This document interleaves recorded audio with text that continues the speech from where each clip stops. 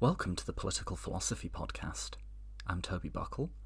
The episode you're about to listen to is a solo episode, a long solo episode, on a single question.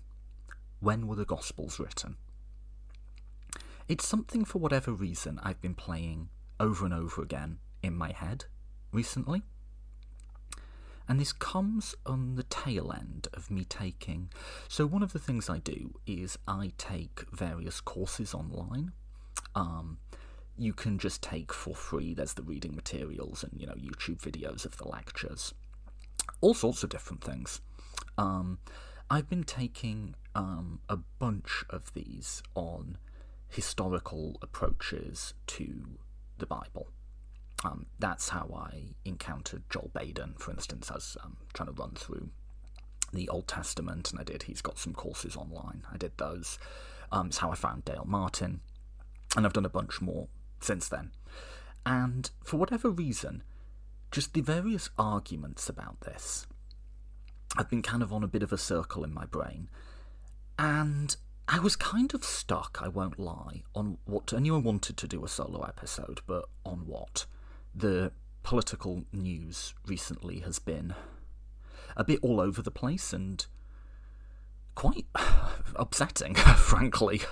But when I tried to write something about it, it just wasn't very good, frankly. I wasn't happy with it. It was just sort of me venting and being angry, and I wasn't... There's a place for that. If you follow me on Twitter, you'll certainly have seen me vent a bit about it. But I think for like a long-format show, you want to try and say something or do something that hasn't been said before, or at least take something and present it in a new way. And that's what I've tried to do here. This is a real in-depth dive on a very simple question, and at the end, I've offered some reflection on what I think that dive can tell us. What can we gain from really going into a question like this? And finally, what do I think is... Why have I found this so interesting? I am, and I've always said when I comment on religion, not religious. And at the same time, I'm talking a lot about it, not for the purpose of dunking on it or debunking it, but just like being interested in it. Why? And if you'd have asked me even a couple of years back, I don't think I'd have really had an answer. It's an answer I've come to through engagement with the traditions and just sort of being interested in them and enjoying them. And I end with that reflection. I don't know what you'll make of this one. Please do give me your feedback. There's various times in this episode where I just sort of say, here's the evidence. What do you think? I would love to hear from you when I do those moments. It's almost like I'm being a sort of bit of a pretentious professor, which I'm not, and saying, oh, no, what do you think here? Let's get the class involved for some audience discussion. But I'd really love to see if you come to the sort of conclusions I think you'll do when I do those points. And just as a mention on being a professor, it obviously goes to stand that I'm not. I'm an interested amateur and, take everything I have to say in that light. I try to cite as I go in this one, so, if you want more information on stuff, you can follow up on it. And when it comes to, historical criticism of the New Testament, there is a wealth of really, really good resources online, so I'd encourage you to check that out. Won't go into more than that. I set up the question and I set up the challenge in the episode itself, so let's get straight to it. Apart from to say, if you enjoy this sort of content, please do consider sponsoring me on Patreon. That's always very much appreciated, and I don't do commercial advertisements, so all the costs associated with the show, like website hosting, stuff like that, all covered by all of y'all, which is super appreciated, and people who do that, you are awesome. Please also do share this episode, and please do tell me what you think, even if it's critical. If you get through all of this, do tell me what you make of it at the end. I'd love to hear it, even if it's I'm not sure about that bit, Let's get straight to it. This is an extended long-form solo episode on dating the Gospels.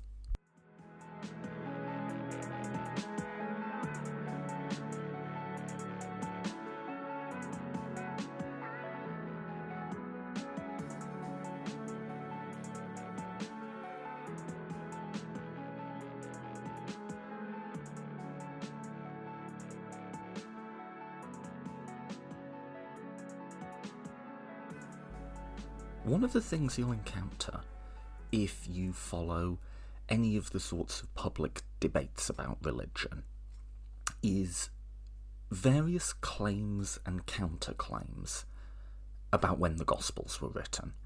Almost every work in New Atheism or something like that will have, not as a central argument, but it'll be in there somewhere. They'll sort of say, the Gospels were not written by eyewitnesses. They were written generations and generations after by non-eyewitnesses who were just sort of making it up, basically. What they're attacking there is the traditional apologist view. Apologist, just a designator here, not a pejorative, of Gospel composition, which is that these are the disciples of Jesus. Matthew, Mark, Luke and John, the canonical Gospels, were people who knew him during his lifetime. They preached his message after his death, and then a bit later on, maybe towards the end of their lives, they all wrote biographies, essentially, of his life. So they tell the same stories, but in different ways. So if you're not super familiar with the New Testament, we have 4 canonical Gospels, Matthew, Mark, Luke and John. Those are the first 4 books of the New Testament in the order it appears in almost every Bible.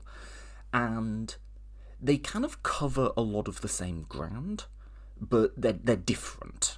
They some have bits that others don't. Some tell the stories in slightly different ways. There's some stuff that's in some of the Gospels and not in others, so on and so forth. And again, the traditional apologist view, which is sort of, to be fair, what I was raised with when, I'm not religious, but in the UK, we're given religious instruction in schools, and by the way, a more surefire way of producing atheists has never been devised other than religious education in the British system. I think 1,000 Richard Dawkins books probably wouldn't be as successful in secularizing a generation as just how inept our religious instruction was, but that's a complete aside. But yeah, what I was sort of raised with is, when, we read the Bible in assemblies and so on, would be sort of like, there's 4 witnesses to a car accident, and a bit later on, they all tell their stories, and they're a bit different, but they're all remembering the same thing. That's like I say, the traditional apologist view. And one of the big claims people make when they want to attack religion is they say, well, that's bogus. These are non-eyewitness accounts written much, much, much later on, and then they'll go further and start making claims like, actually, it's not even as if they were preserving a history. These are propaganda documents, essentially. And what all they're doing is they're writing a character to conform to various sort of tropes that were around in the time and fulfill various prophecies from earlier scripture. That sort of more aggressive claim, by the way, the Gospels aren't just written later, but they're basically invented. That gets called the mythicist view, for obvious reasons, is that these are just myths, right? So, for instance, if you watch Bill Maher's silly film Religulous, which is sort of just a roasting of religion, essentially, he has this long montage, pretty ahistorical montage, but that's beside the point, of like various similarities between Jesus and some of the Egyptian gods, Osiris, I think it is, with the clear implication that Jesus was just invented. So that's a sort of modern new media example of a mythicist position. Now, this debate between, and it's not the centre of the debate, but it always sort of ends up coming into it on this point between, let's just say, apologists and mythicists, is, I think, like a lot of the debates around religion that happened in the New Atheist era and then sort of faded away as that movement collapsed into internet reactionarism, is neither interesting or consequential. It's not particularly interesting because, like I say, these are just various shots being fired back and forth for rhetorical point scoring. No one ever really goes into trying to evidence them, at least not within that debate. They definitely do in scholarship. But it's also, like, it feels very consequential, but I don't think it is at all, because what's at stake here is authority, right? Is sort of the accuracy of the text. Christians, particularly sort of literalist Christians, fundamentalist Christians, want to push the dating earlier because that would seem to make it more reliable, right? And skeptics of religion, critics of religion, want to push the dating later because that calls into question its authenticity. But so it seems like there's quite a lot on the line, right? But actually, when you think about it, something being contemporaneous doesn't mean it's accurate. Like, an eyewitness can lie and make stuff up, and someone writing 100 years later might have very good written sources and documentation, right? So all of the histories we have of Alexander the Great are like 300 years after the fact, and I don't think anyone thinks the Gospels are that much later. There's some people who might put them 100, 150 years later, but no one thinks they're 300 years later. But we do think that the histories of Alexander contain, certainly that they're not inerrant, but they contain a good amount of historical truth, because we do know that the historians who wrote them had access to sources now lost, which were much more contemporaneous. So actually, the time of writing, it would factor into your assessment of historical reliability. It's something you take into account, but it doesn't prove in and of itself that it's either made up or not. And also, I just sort of think, like, it wouldn't, even if you could really conclusively demonstrate this, and we can't, by the way, that's the essential punchline to this that I'm going to give away in advance, it wouldn't change anyone's mind, would it? Like, because look at this from the Christian point of view, and let's say, try to put yourself in the shoes of a biblical literalist here. This is the Word of God, or the inspired Word of God. Well, God can inspire people whenever he wants, right? One assumes. So God might inspire immediate eyewitnesses to write something that sort of reflects his views, as it were, at the time. But he might inspire someone completely separated from the events and just put the words in their mouth, with the gospel writer in this case being sort of like a divine scribe, a divine note-taker, within the framework of a sort of biblical literalism. Both of those are perfectly coherent views. And, by the same token, like I say, I don't think it's necessarily a problem for biblical literalism if they were 300 years later. Not really, if God was just speaking through them, right? At the same time, would anyone stop being an atheist if it could really be conclusively proven that these were eyewitnesses? Well, we have a bunch of eyewitnesses to the founding of Mormonism, which is sort of more recent and, like, it's much more historically recoverable. Joseph Smith claimed to... What did Joseph Smith claim? To have found gold plates with the words of God on them in upstate New York. Something like that, right? I don't mean to sound dismissive of it. I think that's the story. That's, we have a bunch of eyewitnesses to that. Like, what actually went down isn't really in dispute. That we don't all suddenly become Mormons because we have eyewitnesses to it, right? So, like, I think it's not... I don't think it's the most likely explanation, and I'll give you... we'll get into this, right? But, like, it's not inconceivable that these were eyewitnesses. Like, it's not... If that actually turned out to be the case, I think it would be a bit surprising, but, like, not utterly wild. But then, so what? And so, ultimately, I think, like I say, this is just rhetorical point scoring, and it doesn't really matter at the end of the day. And I could give you my answer, right? What's my answer? Who's right, mythicists or apologists? I'm pretty sure they're both wrong. Or at least the positions as I've presented them are not the best overall explanation for the evidence that we have. And what could I appeal to for that? I could say something dry and boring, like, that's what the majority of historical scholars who study this think. Alright, there you go. I set up a really boring question, and I gave you a really boring answer. Alright, cool. Should we call that episode done then? That was fucking fascinating, wasn't it? Okay. But what about if you actually just wanted to think about this? And here's, I think, a more interesting question. Let's not start with the conclusion.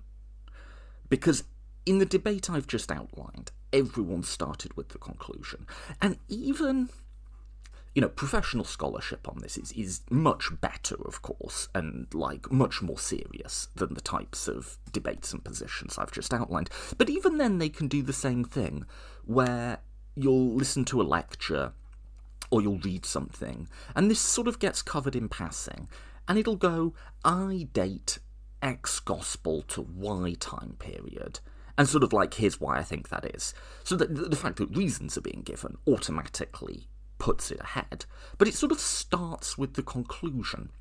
And a lot of the sort of, like, theses, I never know what the right plural of that is, a lot of the theses around, findings in New Testament textual criticism will often sort of start like that. We believe there is this hypothetical document called Q. It starts with the conclusion. What if you flipped? What if you start with the problem, and instead of start asking what's the answer, I will eventually give you my answer, but you ask, well, how would you know? Like, what would count as evidence for a gospel being written in a particular time period? Because here's the problem. Nowhere in any of the four canonical gospels do they say anything about what date they were written. None of them do. Because it's not like, modern scholarship where you get a book and there's, like, on the inside of the front cover, there's like, this was, published by Oxford University Press, first edition 97, second edition 2001. There's none of that. But even in the ancient world, you will sort of get this is being, written in the 17th year of so-and-so's reign, or if you're in ancient Greece, they date it by, like, the Olympic Games or something. Romans date it by what consul was in power that year, which is a massive headache for historians to piece together, because obviously we don't have AD or BC yet, or BCE, right? Because the thing that we're going to use as our dating system has only just happened. But you do tend to get that, or, you'll have another document that refers to the writing of a thing. Gospels really are absolutely silent on that point. So how would you know then? We've got all these people saying, well, it was this, it was this, it was this. Why? Now that, I think, is a really, really interesting question, and that's what this episode is going to be about. what's the methodology here? What's the epistemology here? What makes us think we could know something about this? So what I'm going to try and do here, and it's quite ambitious, I haven't seen anything quite like this, which is why I wanted to give it a go. And, due fair warning, I'm not a specialist in this. I don't read the texts in the original language. I probably know at this point a few hundred words in, Koine Greek, because you kind of have to know certain words to sort of follow the arguments. But, I've literally done courses on this that you can do online for free, and they're fantastic. And I've interviewed people on it and so on, and I'm going to take it on. It's ambitious and maybe a bit beyond my scope. But what I'm going to try and do is, instead of giving you a conclusion, I'm going to say, these are the types of reasons people have speculated that particular Gospels might have been written around a particular time. The reasons, all of them, are internal to the documents themselves. Even though none of the Gospels, as I've been stressing, explicitly tell us when they were written, there's nonetheless, if you do a close reading of them, there's a lot of context clues. There's a lot of stuff that provides a pretty strong hint that it must have been a bit after this, or before this, or around about this time. And there's no one really that's definitive, but when you put them all together, I think what you get is a sort of profile of an answer. And I think that process is absolutely fascinating, and I'm going to walk you through it. And I think as we do, you'll see a number of quite interesting points about epistemology, essentially, sort of fall out along the way. But what I'm not going to do is really try and convince you of anything. I'm going to give you the bits of these texts that people use, that people think have clues in them, but I'm not going to give it as well, here's X and that proves Y. I'm going to try and just show you these are the sorts of ways historians will try and date documents. Here's sort of the principle they use, and here's some bits of evidence. And a lot of time I'll just sort of leave it at that and say, well, what would you do with that? What do you think that means? By the end of this, my hope is you have an understanding of all of the sort of different little nuggets and clues in the texts themselves that might date them one way or the other, and that you could make your own argument from them. And I think there is a range of plausible answers here. There's quite a big range of plausible answers. And there is stuff like this, and I'm going to cite stuff as I go, and a lot of the stuff I cite are other lectures and talks that are available online. I haven't seen it, there must be something, I haven't seen it all brought together in one place. There's maybe a great talk that covers the synoptic problem, say, or the Q hypothesis, say. I'm going to try and do it all, so it's going to be a long episode, but hopefully you'll get a much richer picture of this, and as we work through it, I did certainly, begin to construct in your head kind of a story about what the first few generations of Christianity looked like, that's kind of just really interesting, whether you happen to believe in it or not. And I'm going to try and do this episode so that it's interesting to everyone. I'm not pitching this to atheists, and I'm not pitching this to Christians. I'm thinking about this from the point of view of history. I'm treating it almost like, say a lost work of Aristotle turned up, right? What would historians do with that to try and work out if it was authentic, if it was really written by Aristotle, and if it was, when in his life it was written? That's how I'm thinking about it.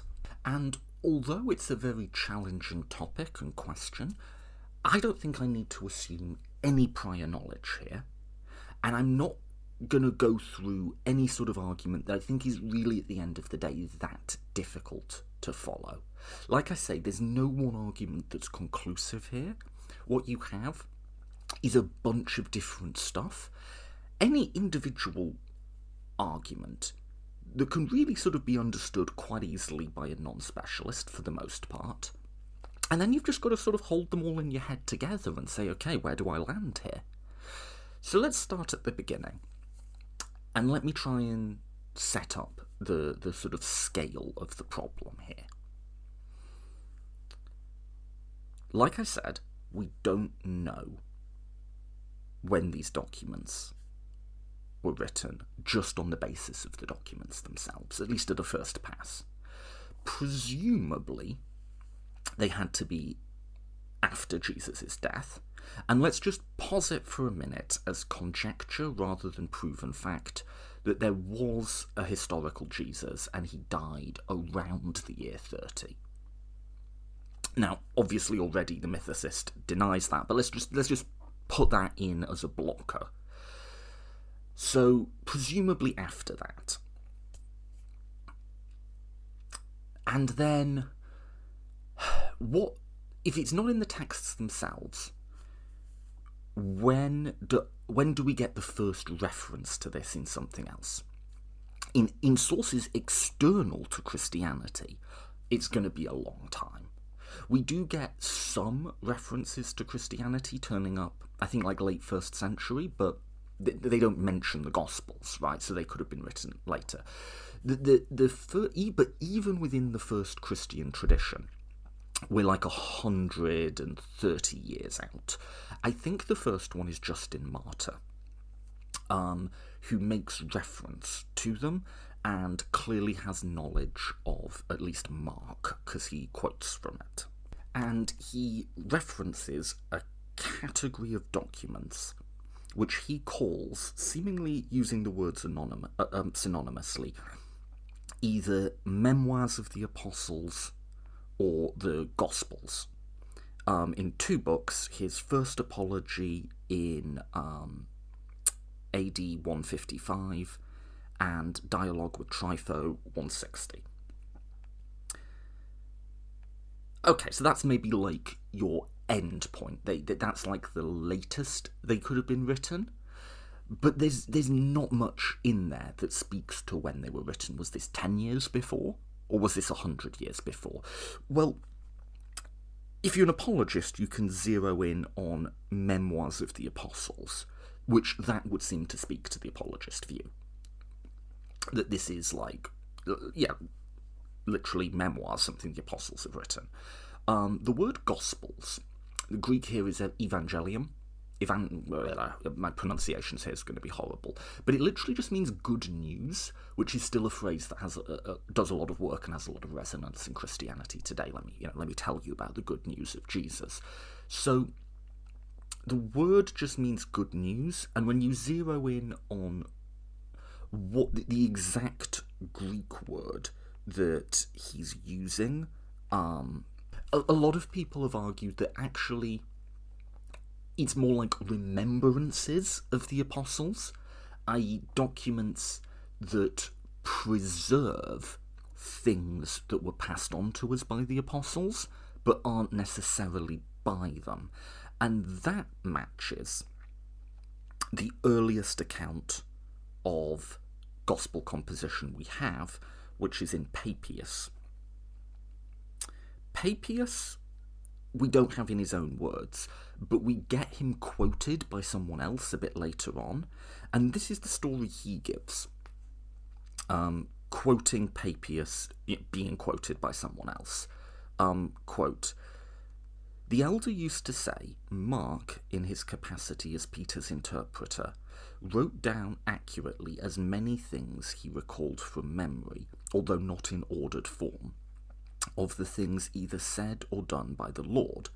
For he neither heard the Lord nor accompanied him, but later, as I said, Peter, who used to give his teachings in the form of koikai, had no intention of providing an ordered arrangement of all the logia of the Lord, Consequently, Mark did nothing wrong when he wrote down some individual items, just as he related them from memory, for he made it his only concern to not omit anything he had heard or to falsify anything." End quote. So there we have an origin story for Mark. And then there's another excerpt relating to the authorship of Matthew that says, quote, "Therefore Matthew put in the logia in an ordered arrangement in the Hebrew language, but each person interpreted them as best he could," end quote. And that's the entirety of that passage. So I actually don't think, so what's being described there? What's being described is Peter, one of the people who knew Jesus, is travelling around teaching, and someone working with him, who wasn't an eyewitness, who's a translator apparently for him, sometime afterwards writes down various sayings of Jesus, but not in any particular order. And then later on, some guy called Matthew orders them and produces like a sort of a full document of them. Right? That's sort of roughly the story. Now, I actually don't think, and we'll get back to this, I don't think something like that is a totally implausible account of how the Gospels came to be. Something like that could very well have happened, but this is being written 100 years or more later, so this isn't someone who knew the people he's talking about. He's reciting a tradition that he's heard. Is it true?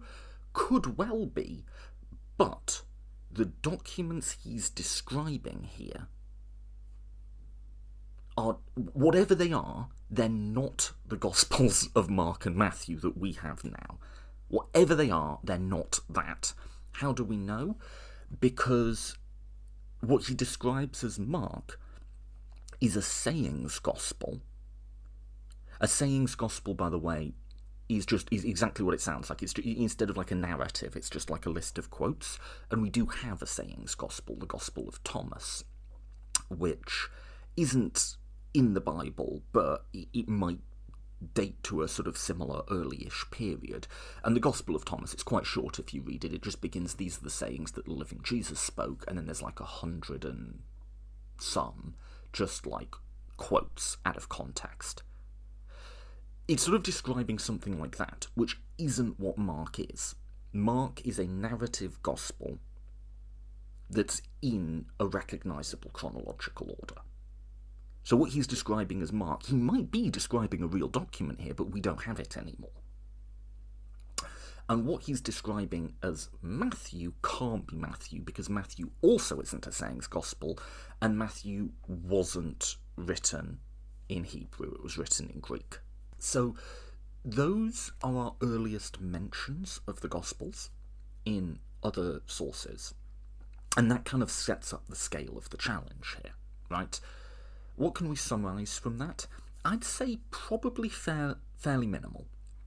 What we can tell from that is by the middle of the 2nd century, by 150, 160 AD, there were documents in circulation that were known by the name of gospel. They were known as good news, literally. And we know from Justin Martyr that these were read aloud in churches. Churches at this time wouldn't be like physical buildings.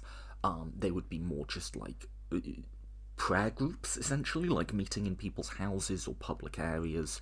The Greek word that gets translated as church in almost every translation that you'll read, what it actually means is like assembly.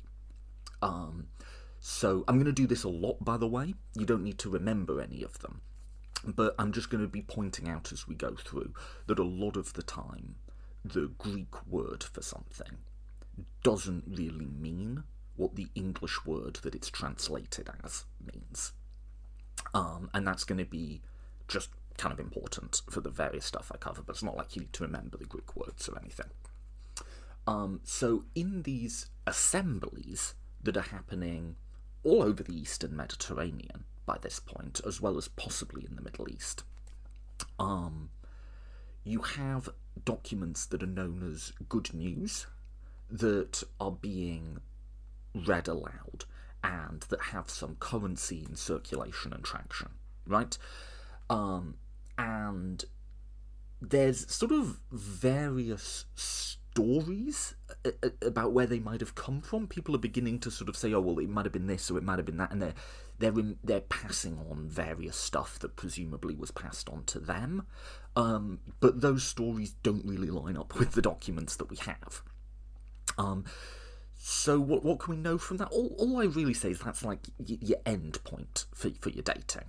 Like, unless you want to do like a real historical conspiracy theory, they must have been written, I don't know what, like, let's say 10 years, absolute latest, before Justin Martyr makes reference to them.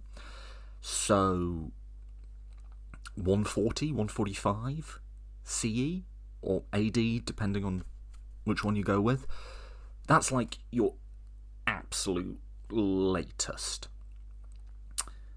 And I'm not sure you can really dig that much more out of those fragments. So that just brings us straight back to the texts themselves. So we have an enormous problem here. If, again, we're approaching this not from the point of view of I want to prove that these were eyewitnesses, or I want to prove that these were later fabrications. If we're approaching it from the point of view of, okay, every drawer in almost every hotel in the world has a book in it. The first 4 bits of that book are some of the most important and consequential documents ever written. Billions organise their lives around them. Some fraction of them believe these are the literal utterances of the creator of the universe. And even those of us who don't believe that have to acknowledge that our entire history and society has been irreparably shaped by them. It's impossible to imagine an alternate history where Christianity doesn't happen, which from a historical point of view it may very well not have. In the period we're talking about, this creed, religion's probably an anachronism, but this sort of religious set of organisations may have only had a few hundred people in it. Not guaranteed that it survives, but these are some of the most consequential documents in human history, and we have absolutely no direct evidence of who wrote them or when. That's the scale of the problem here. That's the challenge ahead of us, right? And that's such like a cool problem to be given, right? Like, I think the problem is more interesting than the answers. What we can say is it does seem like we can know that they were in circulation by like around 150 AD. And presumably they must have been written after the events that they're describing. Even if you think it's all made up, presumably they had to be like written after the events that they were making up, right? And while I said that there's not, I'm not sure there's a like payoff in terms of people either converting to Christianity or deconverting to atheism. I don't think that debate will do that. It still has a huge consequence if we're approaching it as history. When and where and why these documents were created will be massively important for what we think about the question of the historical Jesus, right? Now, like I say, that they're later doesn't necessarily mean that they're all made up, and that they're earlier doesn't mean that they're all reliable, but still, that will be information that will be hugely useful to you if you're going to try and dig through and work out what is historical and what isn't, right? That's information you're going to want to have. And we've got almost nothing. All we've got are the documents themselves, and the documents at no point make reference to dating, with one tiny exception, which I'll get back to and spend a lot of time on. They don't make any reference to authorship. At no point in any of our Gospels do they say, I, Matthew, met Jesus on such and such a day and we did this. They never say that. So these are anonymous works. Why do they have the titles that they do? I'll give you a best guess, but the answer is that we don't know. The speculation is, and only the speculation, is that the labels Matthew, Mark and Luke and John were attached later to differentiate them. That as these were going round, these sort of group assemblies in different cities across the Eastern Mediterranean, they knew what they were and that they were different ones, and so they sort of had to find some way of labelling them. That's a speculation. A lot of people will say, well, but no, we have early manuscripts that say the Gospel according to Matthew.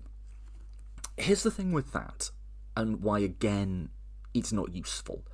That title, again, we think was probably added later, but it's another example of the Greek word doesn't mean the English word it's translated as.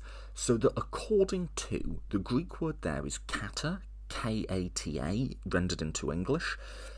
That word doesn't mean by. It's not a way of designate. It's not the usual word people would use to indicate authorship. Apparently, and again, I'm not fluent in this language, I'm just going by what people who are say, but it's much more like the Matthew version than it is by Matthew. So I guess the closest analogy would be, if you go onto college campuses, there'll often be the Jefferson Hall or the Adam Smith building or something like that, right? That may indicate the person who built it or funded it or something like that, but it may not. It may just be like, we've got a few buildings that kind of look the same, and you can call them building 1, 2 and 3, but that's not very interesting, so we call them, the Adam Smith building or the Jefferson building or something like that. And why those names? Well, because it's an American university, or we're into capitalism or something. And I don't know, it sounded good, so those are the names we went with. It's something like that. One thing to be aware of with your New Testament when you're thinking about it historically is a lot of stuff that's in it isn't in it. So, like, the headings, the Gospel according to Luke, we think probably weren't in the originals. The chapter headings, and then the verses, so if you flick through a New Testament, I'll just do this in front of you and pick one at random. I'm in John 16:4. There's a little title that says the work of the Holy Spirit.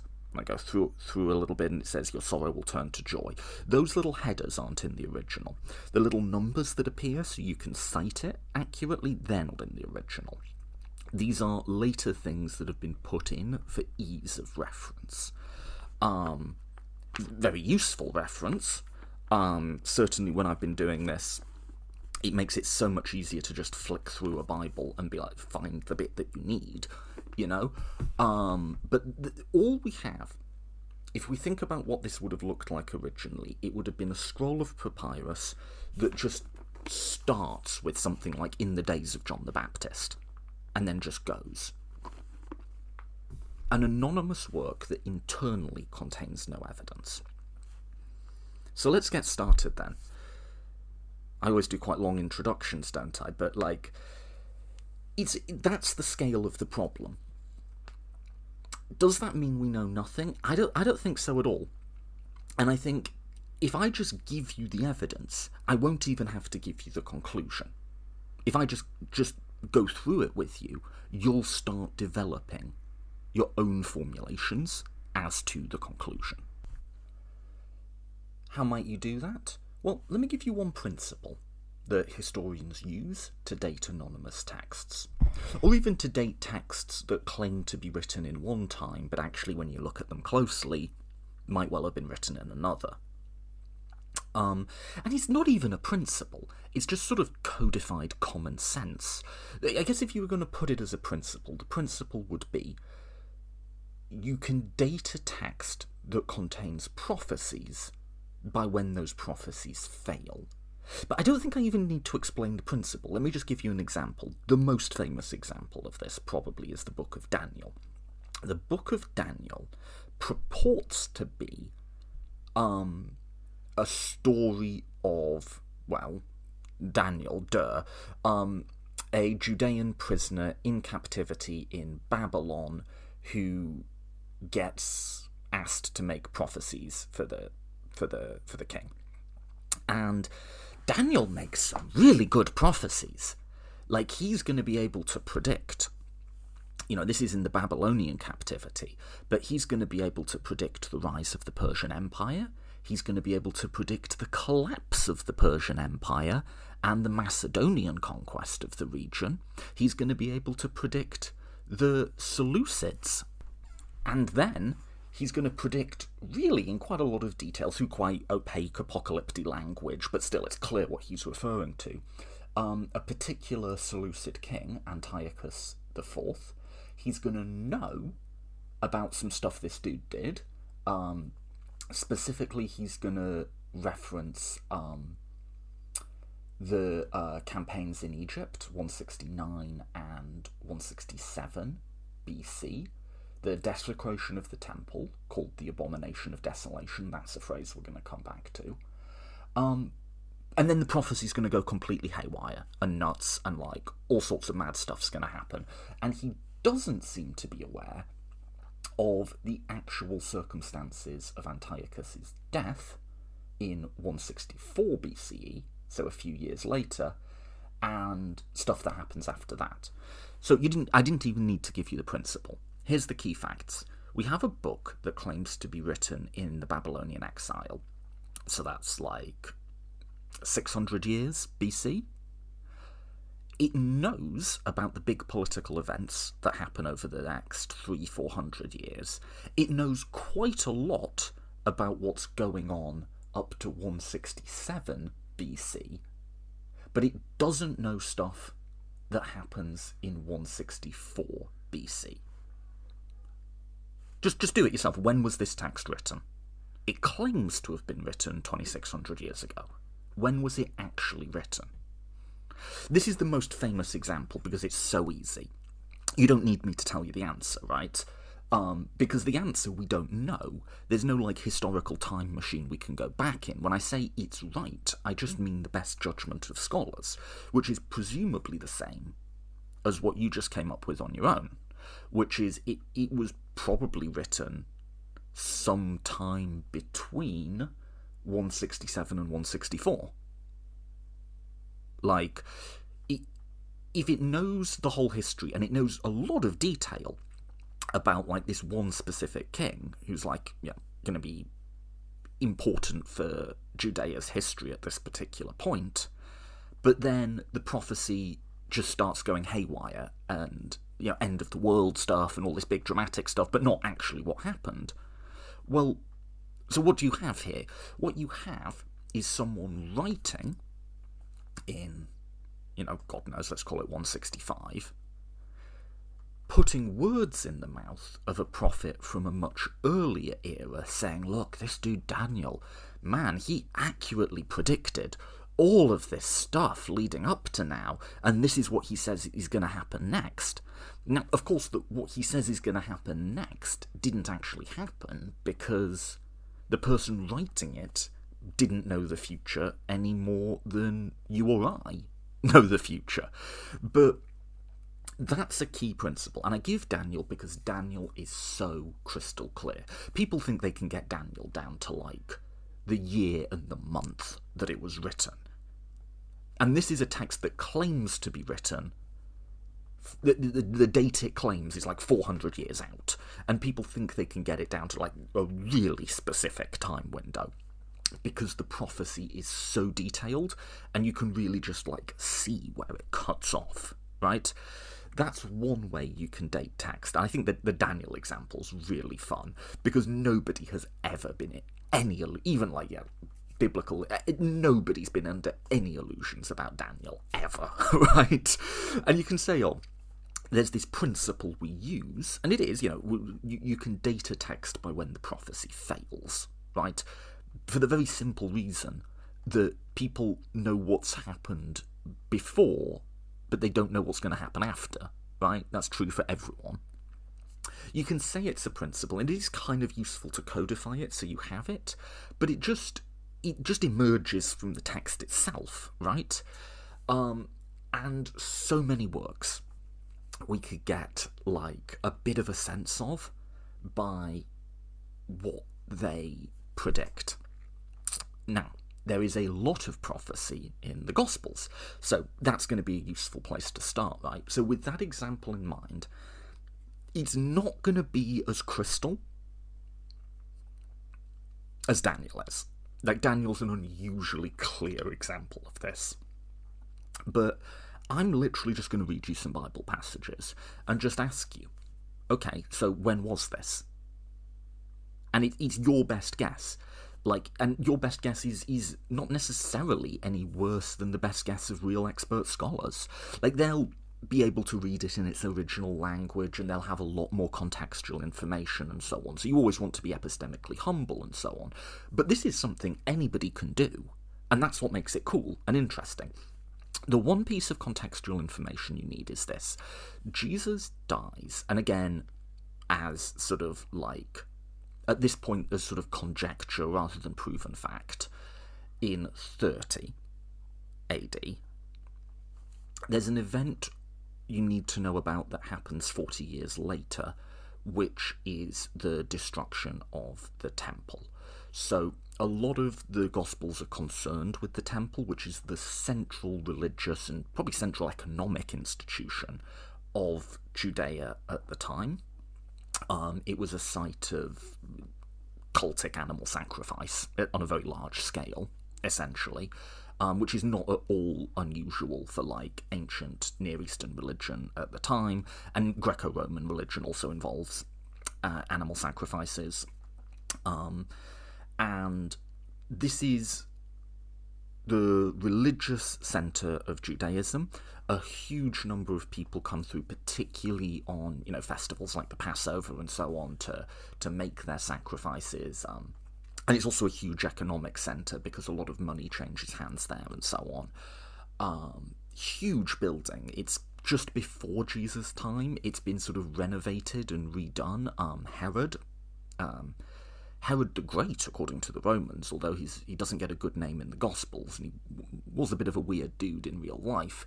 But anyway, he's rebuilt it all so that it's even bigger and more impressive than it used to be.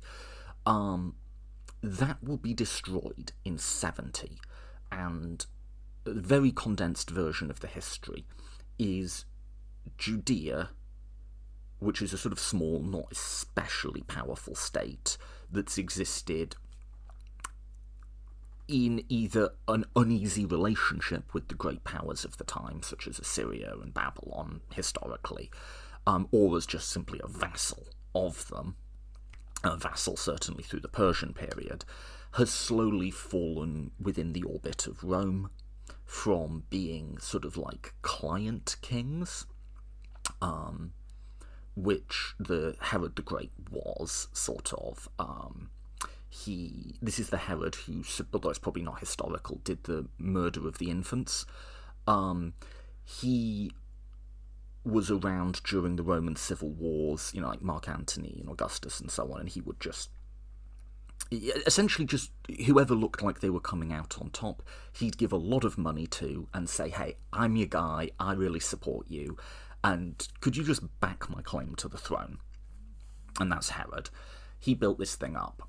And after he dies, he has some success. This bit's really complicated, so I won't go through it. But he has some successors, but as they die, Rome directly starts annexing the territory.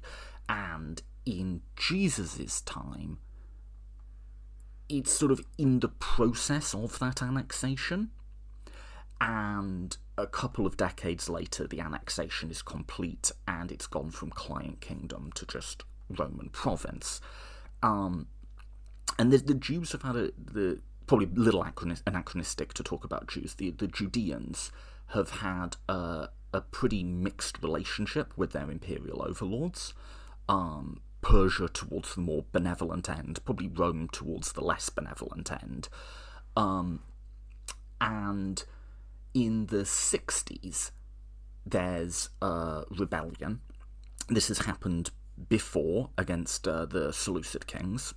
And there's a long and really, really ugly war, which ends with Jerusalem being put under siege, and after a while, after a difficult, nasty siege, of which we have all sorts of horrific accounts, Jerusalem's captured by the Romans, and the temple is completely destroyed and burnt down. There's a bit of controversy over whether that was deliberate or intentional, like whether it just happened as the Romans were sacking the city or they meant to do it. Not going to get into that.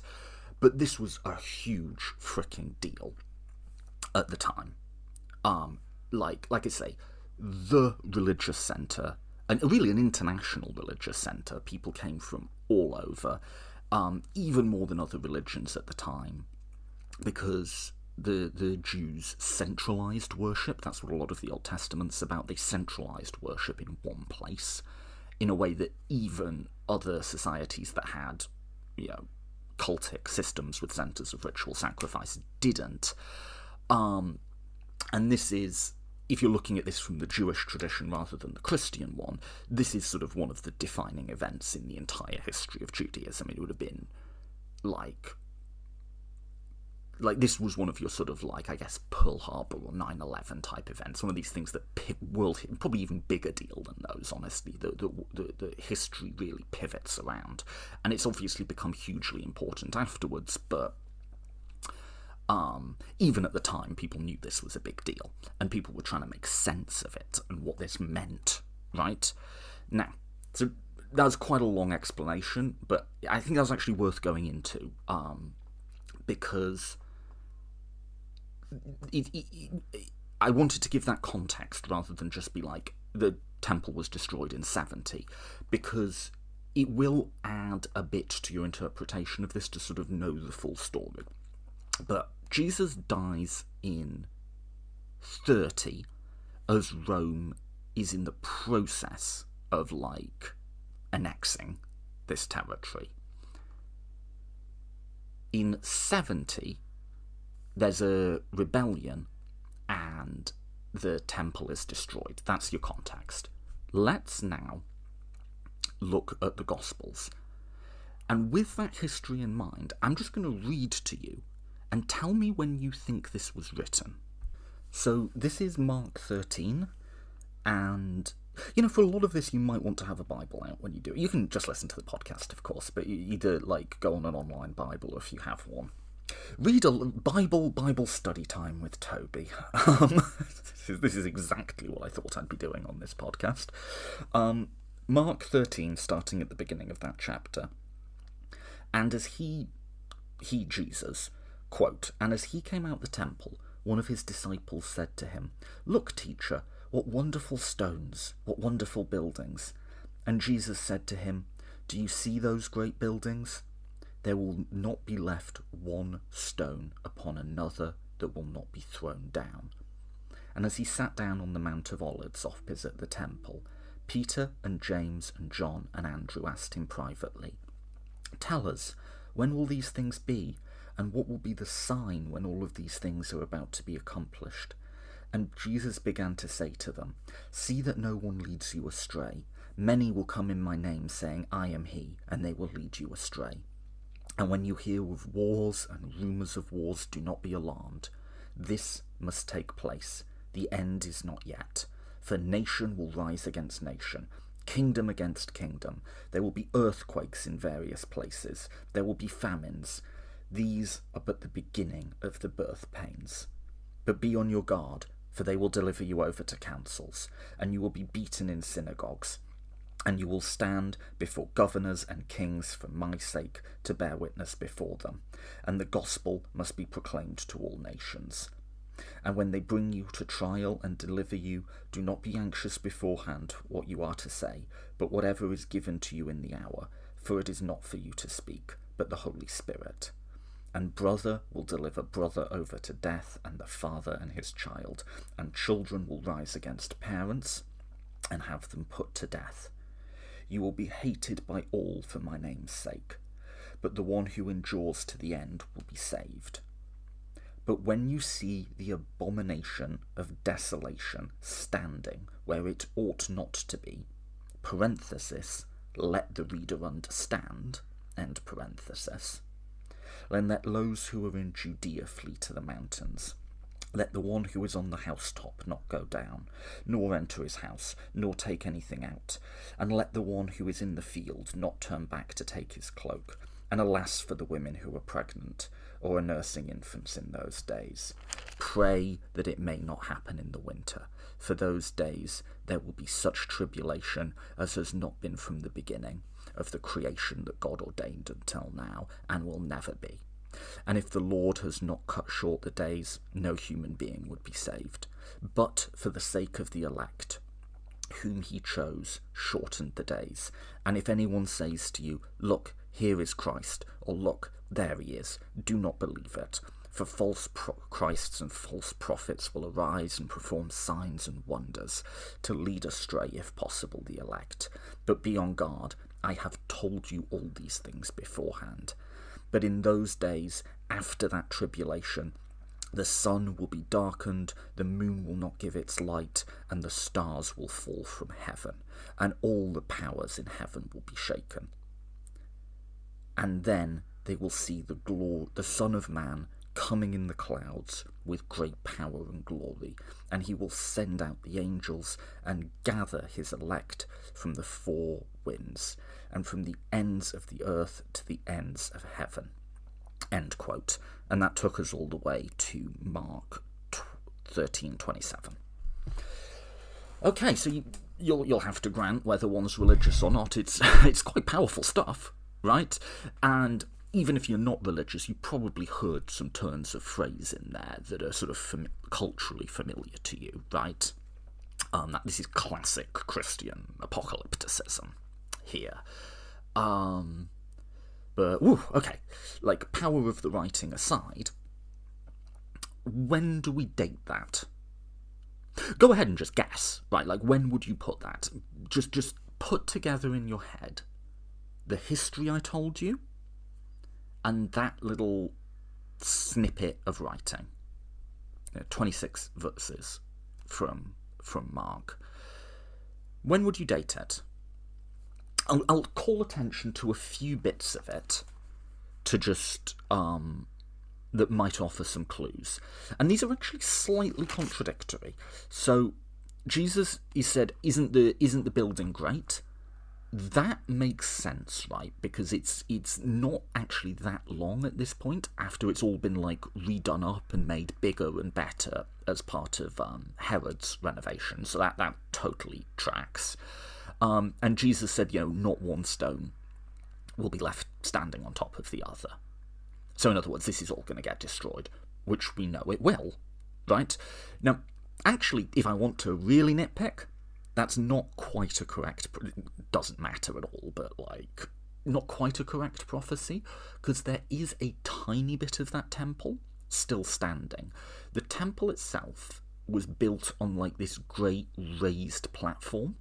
So it had like this huge courtyards and so on, with like different areas and like the sort of holiest of holies in the middle. The temple itself is gone. So maybe if he's talking about the literal temple, but there is a bit of the outside wall still left.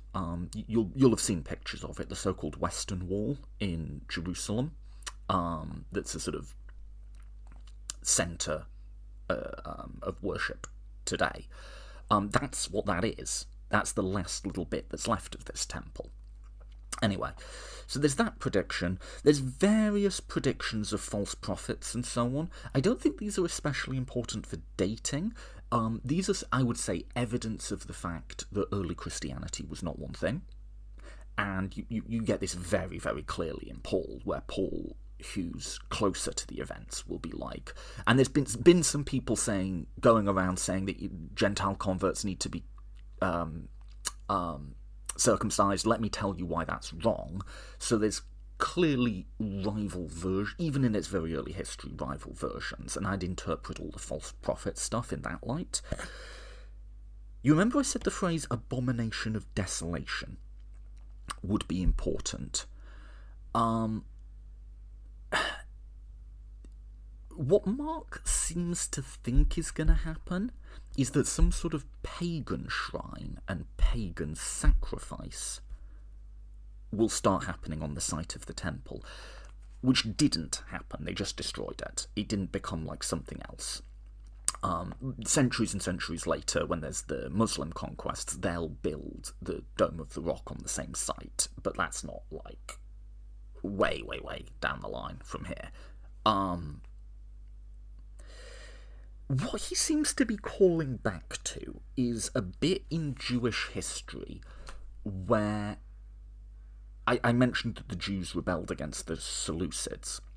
What kicked that off is the Seleucids wanted to Hellenize, so become like culturally Greek. And so they said, okay, you can, worship your god in your temple, but you also have to do like Greek-style sacrifices, and the Jewish priests were like, absolutely not. And the Seleucids were like, yeah, we think we're going to, and they sacrificed a pig in the Jewish temple, which, if you know anything about Judaism, is like an absolute no-go, right? I don't know if it was intended to be as offensive as it was, but it was. And everyone was just like, even people who were like, I guess you could say like collaborators with the regime or whatever, were just like, oh, hell no, absolutely not. Are you killing oinkers in here? Hell no. And that's the Maccabean revolt. So Maccabees, which is a book, it's in some Bibles but not others, I forget. Anyway, that's the Maccabean revolt. And that wasn't, it was a fair bit ago, but that was something that obviously would have been very known to Jews at the time. And so Mark seems to be calling back to that and saying there's some sort of desecration is going to happen in the temple, and that's the sign of it. And then finally he goes, you get this big apocalyptic prophecy, the Son of Man coming on the clouds and the elect being saved, and the proper eschaton, the end of things, the biblical apocalypse, right? So what are we thinking in terms of dating there?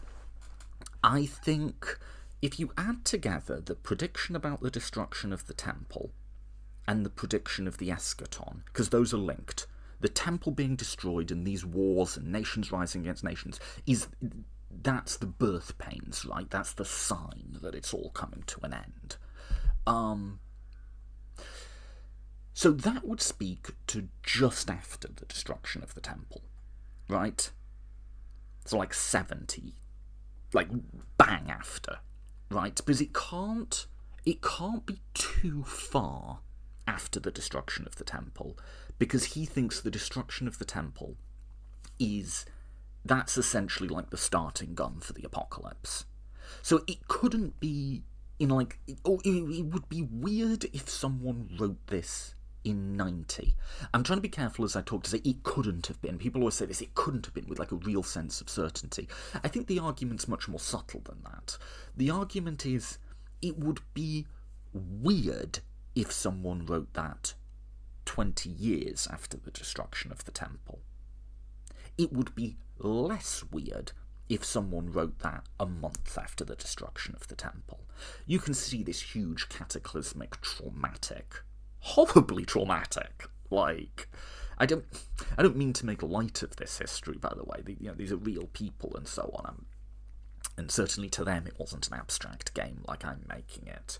But you can see this thing happening, and someone writing this in the immediate aftermath, right? The one bit that might push you back a tiny bit earlier is the abomination of desolation. So again, you date a text by when the prophecy starts going wrong. So the prophecy obviously starts going wrong in that the Son of Man didn't come back on the clouds and usher in the eschaton, right? That's wrong. That event didn't immediately follow from the destruction of the temple. So that would put it just one side of 70. Or you could go with the abomination of desolation bit, and that would put it just before.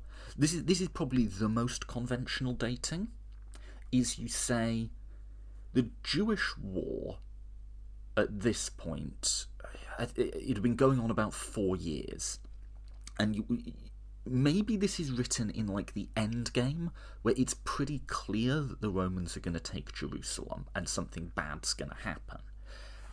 So in a sense, it's a correct prophecy, right? Like, you've got someone who, when Jerusalem is under siege, is writing, because he's got this stuff about the women and the children, like, get out, go to the mountains, don't be in Jerusalem.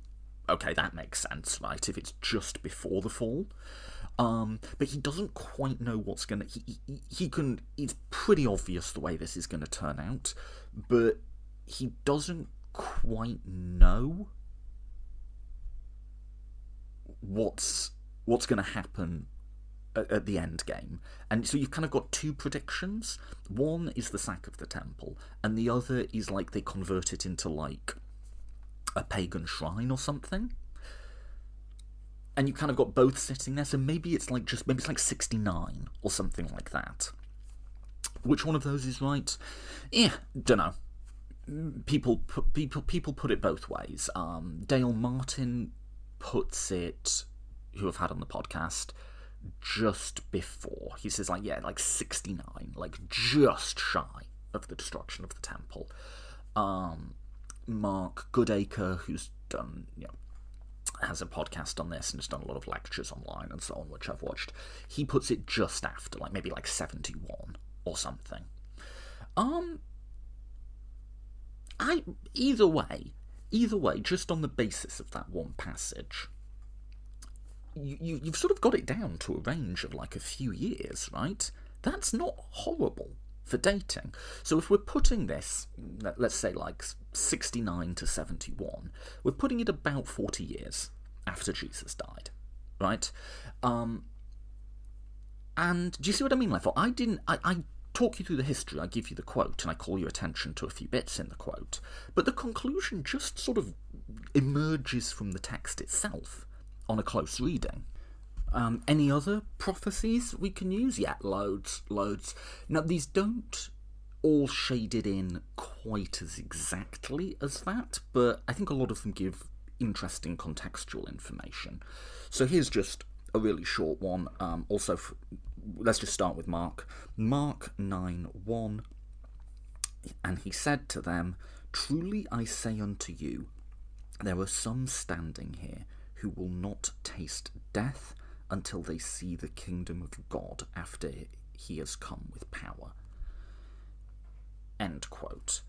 So this one has really bothered Christians for a while, because what Jesus seems to be saying is the end of the world will occur within the lifetimes of some people present here. And there's all sorts of solutions to this. So a literalist solution is called the Wandering Jew, where apparently one dude just stays alive and wanders the earth for thousands of years until Jesus eventually comes back. But you could also, like, a lot of people will interpret this in a much more sort of metaphorical way and say, well, by taste death, he means we receive everlasting life through our faith and the coming of the cross and all that, right?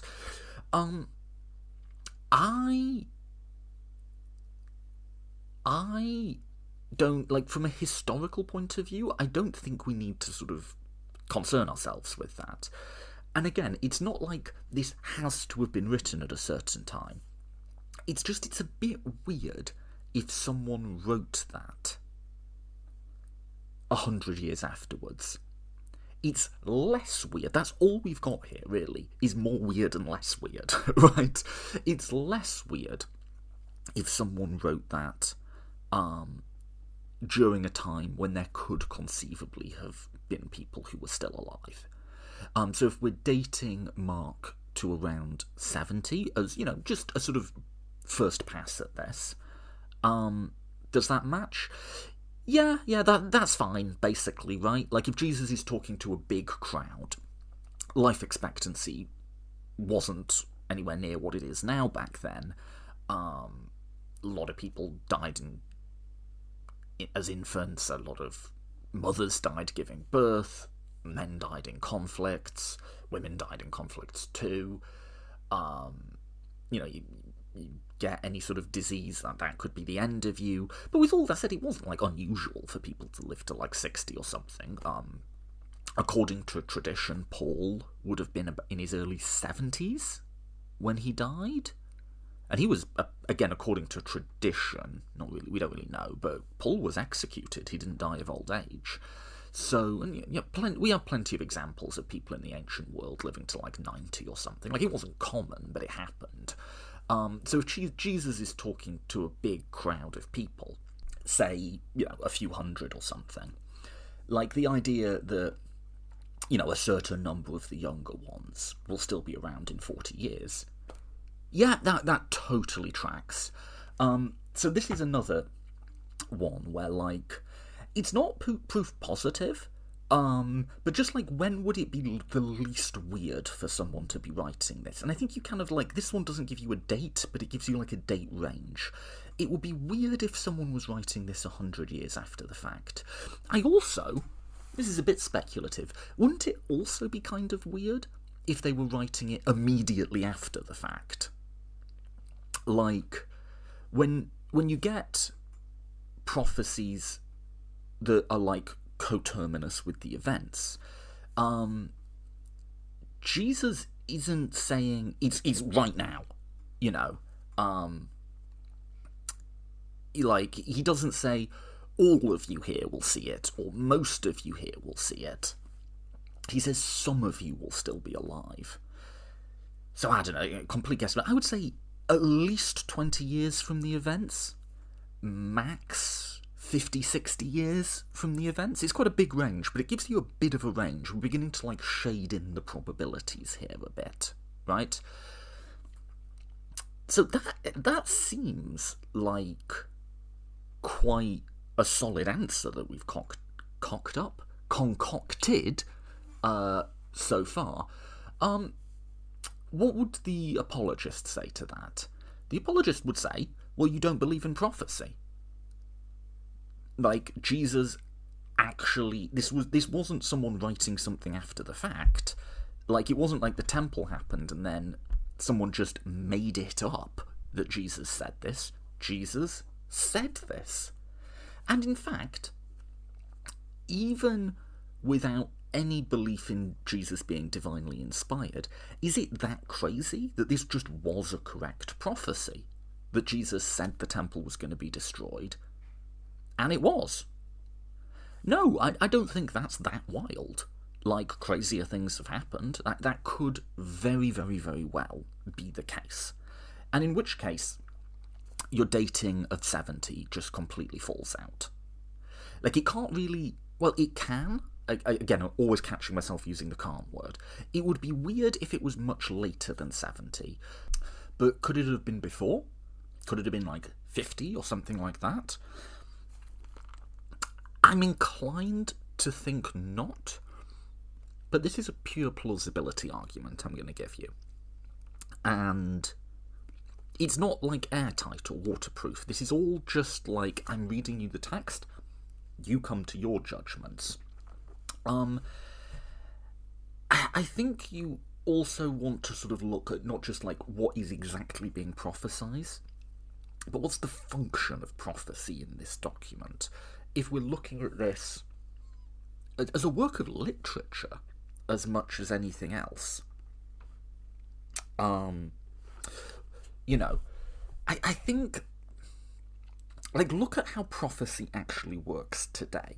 I take this example from Mark Goodacre, in one of his talks, there was that really stupid film called The Man Who Painted 9/11, right?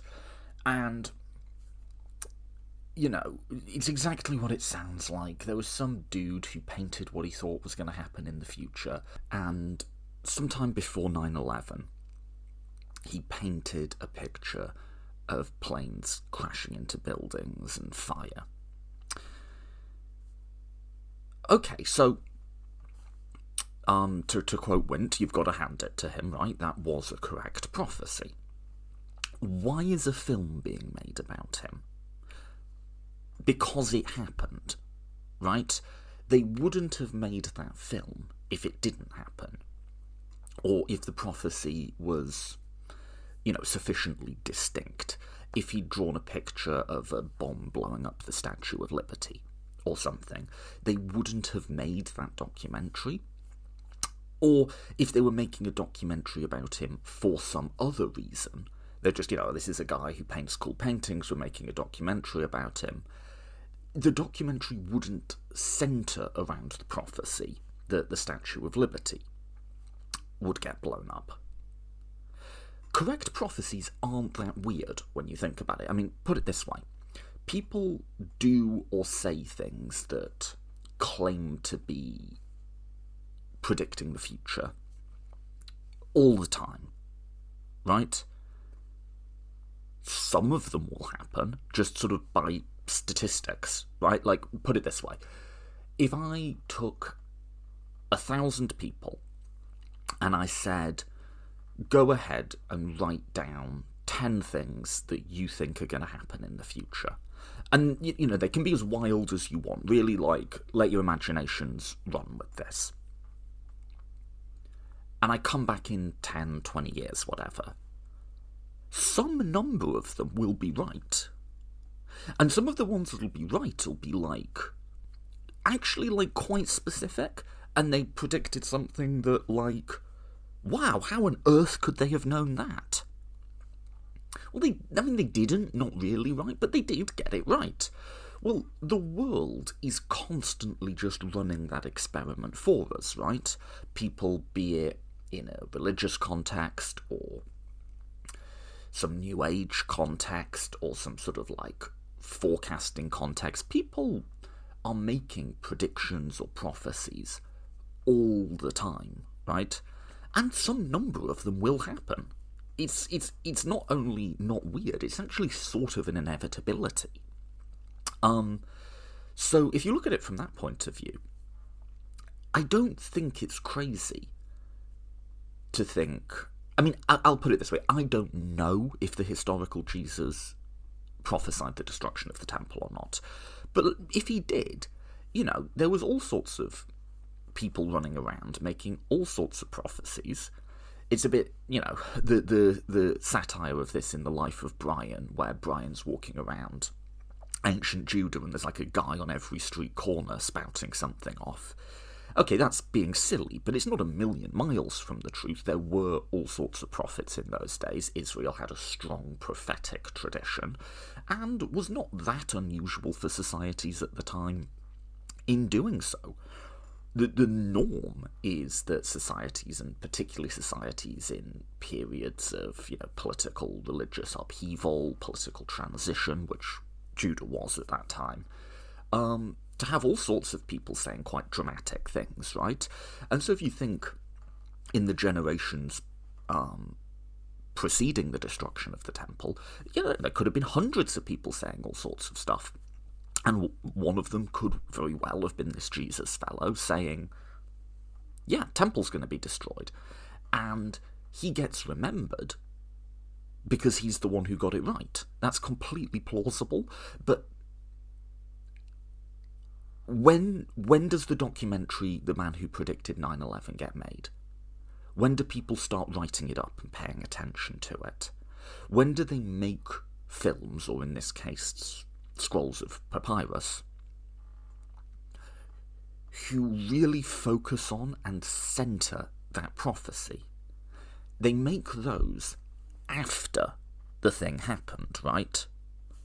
Well, I'll read you one more bit from Mark that, to me, this is pretty convincing of that hypothesis, that regardless of whether the historical Jesus made this prophecy or not, the text makes much more sense if it's being read as happening after the destruction, if it's read as being written after the destruction of the temple, or in Mark's case, maybe just before, but when it was obvious it was going to happen. And this is towards the end of Mark. This is Mark 15:21, when Jesus has already lost the trial and he's being led away to be crucified. And I'm going to read it to you, and I'll give you my interpretation, but I'll read it to you and maybe even just pause it and come up with your own. What's your interpretation of what the author of the text is doing with prophecy here? Why are they writing it up this way?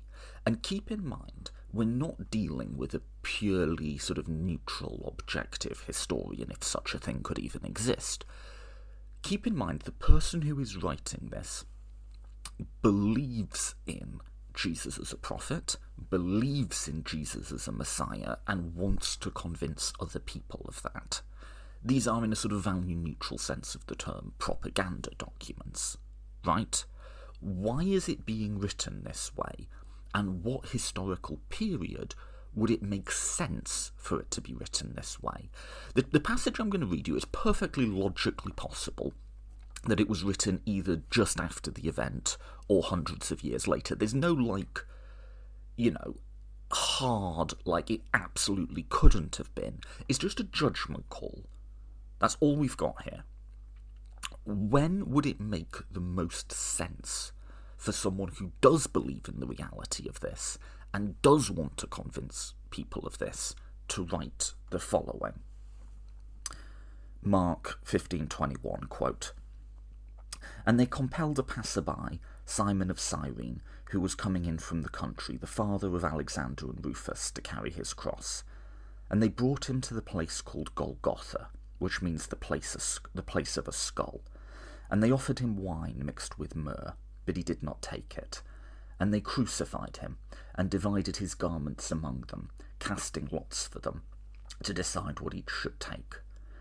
And it was the 3rd hour when they crucified him, and the inscription of the charge against him read, 'The King of the Jews.' And with him they crucified 2 robbers, one on his right and one on his left. And those who passed by derided him, wagging their heads and saying, 'Aha, you who would destroy the temple and rebuild it in 3 days, save yourself and come down from the cross.' And so also the priests with the scribes mocked him, saying to one another, 'He saved others, he cannot save himself. Let Christ, the King of Israel, come down from the cross so we may see and believe.' Those who were crucified with him also reviled him." End quote. Okay, I really love the Gospel of Mark. Because I'm a freaking edgelord, Mark is my favourite Gospel. And this is a really, interesting passage. You could write, books. People have written books just on this passage. At a first pass, it's odd, isn't it? It's a description of abject weakness and humiliation, right? And this is a major theme in Mark. Mark likes inversions, like the strength through weakness, right? But let's, for now, just focus in on the bit of the prophecy. You who would destroy the temple and rebuild it in 3 days. The rebuild it in 3 days bit is interesting, because that didn't happen. Maybe that speaks to this being, again, just before the destruction of the temple. But just, you said the temple would be destroyed and you can't even get yourself off a cross. What's going on there? Regardless of whether we think that's historical, whether someone actually said that to Jesus or not, why is the author choosing to include that in the text? I'll give you my account, and my account is not original to me. I'm getting this from scholars and so on. But what would be your guess for that? What would be your thoughts?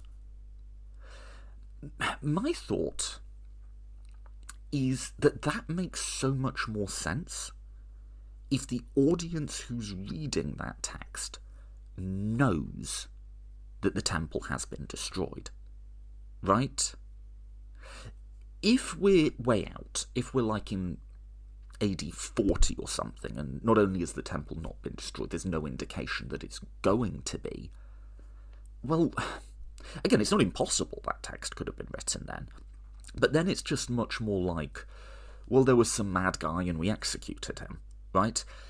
But if you know the temple has been destroyed, and if it's just happened, this incredibly brutal, traumatizing event, then there's an incredible dramatic irony, right, as you read that passage. You're reading the passage where Jesus has said the temple is going to be destroyed. One of the reasons probably he was executed is that he said the temple was going to be destroyed. And as he's being led away to execution, people are going, you who said the temple who was going to be destroyed, and the reader's going like, but it was! It was! He was right! What are you doing? Stop! And I think what Mark does really, really well is if you read it through the eyes of someone who's just lived through this, there's a sense of like this mad rush towards terrible inevitability in Mark. Mark's the shortest gospel. It doesn't include the birth narratives. It doesn't have resurrection narratives. It's very fast-paced. Mark's constantly using words like immediately this, immediately this, immediately this. There's a sense of like a pull towards the end. It's not always incredibly well written, but it's incredibly well structured. And you're getting pulled towards this final destination, which is the crucifixion, that you sort of know is coming. And I think what the author's trying to do here is create a sense in the reader of like, no, come on, don't, you guys are making such a mistake here. This guy had it right all along, and you're going to kill the one guy who was telling you what was coming. And it also kind of validates them saying King of the Jews as a mocking phrase, because it's like, the people who are doing this are getting everything wrong. The temple is going to be destroyed. This was the King of the Jews. And what you'll also, well, I'll point it out for you, is this is the point where the scriptural allusions start coming really thick and fast. A lot of what's happening here is citing Old Testament, or what people in the Christian tradition call Old Testament. To them would have just been the scriptures, or to Jewish people today would just be the scriptures. But they cast lots for his clothes.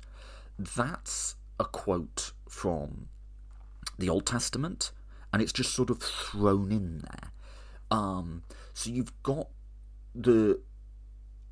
it's creating a very strong sense of dramatic irony, coupled together with a sense of almost divine time and of prophecy being fulfilled, coupled together with a sense that something is going terribly wrong here, right? You'll notice, well, when a few passages back, when he's brought before Pilate, Pilate's going like, well, this guy seems innocent to me. And if you add it all up, it creates this incredible sort of like tension as you're reading through it, of like the culminating point of the story, and then the story just ends. If you get to Mark 16, they find an empty tomb, and then that's it. Anything you read after that wasn't there in the first manuscripts, and in my Bible it just pauses at Mark 16:8 and says, some of the earliest manuscripts do not include Mark 16:9 to 20, and what that means is this was added on hundreds of years later by a later author. But you get pulled towards this, and then it's cut to black. That sort of literary analysis, by the way, is one of many reasons, but one of the reasons I would give for why I don't buy the mythicist position, that this is all just made up. Why? I've just shown you what I think is pretty clear evidence of how heavily the author is like writing this up, right? Is like really concentrating on like creating dramatic irony, creating a sense of something terrible happening, creating a sense of scripture being fulfilled. So why do I think all of that sort of literary technique is actually evidence for its historicity? Because they're having to write around some pretty difficult facts to deal with, right? If you were inventing a story from scratch, you wouldn't invent this. They have to deal with the fact that Jesus actually was crucified. I think it makes all of the sort of literary techniques I've talked about make far more sense if Jesus actually was crucified. And then as now, when someone is victim of state violence, everyone just sort of assumes, well, they must have done something to deserve it. It's one of the reasons like Black Lives Matter spends so much time trying to humanise victims of police violence, because so many people would just go, well, he probably didn't follow the cops' orders. Probably they were a thug, or they did something to deserve it. Exactly the same here. Like most people's reaction to someone being crucified, well, they probably were a bandit. Leistoi is the Greek word. Probably were a traitor. So why should we care about this person? And so they really have to pull out all of the literary stops to create a compelling account, right? They really have to, do the work. And you can see when you do, close analysis of this text, how many different literary techniques they're pulling in to do that, to create a compelling story in which the central figure of this religion being tortured and executed is not a sign of his failure, it's not a sign of the weakness of the religion, it's not a sign that he was wrong, it's actually a sign that he was right, and it's a sign of power. That's a tough brief for an author, right? And to be fair to the authors of the Gospels, they did a pretty compelling job of it. People to this day who aren't reading it with the context people then would have been reading it, people find this story moving and powerful. Again, irrespective of the historicity. If they wanted to create an engaging story, they did that, right? So, with all of that in mind, what does that tell us about the inclusion of the prophecy that people spat back in his face? That, oh, you said the temple was going to be destroyed. I would submit to you that makes infinitely more sense if the author writing it knows that his audience know that the temple has been destroyed. Now, all of the Gospels, all four canonical Gospels, deal with this prophecy of the destruction of the temple. And that's probably, that's probably one of the big reasons most historians date them all post-70. But they deal with it in different ways. And there's no particular reason to think they were all written at exactly the same time, right? So let's just have a quick look at Luke. Luke, by the way, just for context, is a longer gospel than Mark. It covers a lot of the same stories Mark does, and it covers them in a similar way, but there's also a lot of other material that isn't found in Mark.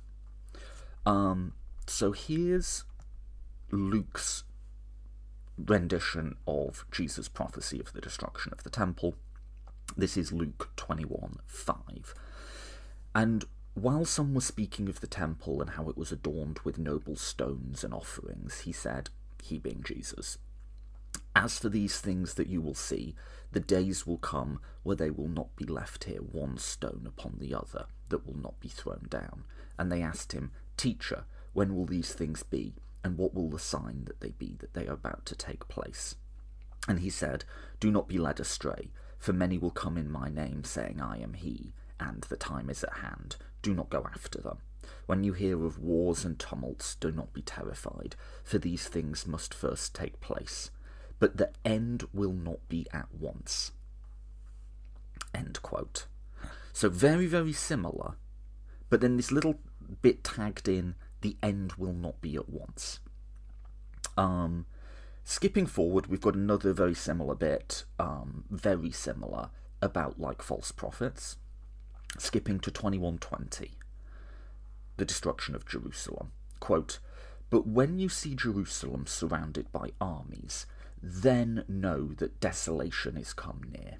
Let those who are in Judah flee to the mountains. Let those who are inside the city depart, and let not those who are in our country enter it. For these are the days of vengeance, to fulfill what is written.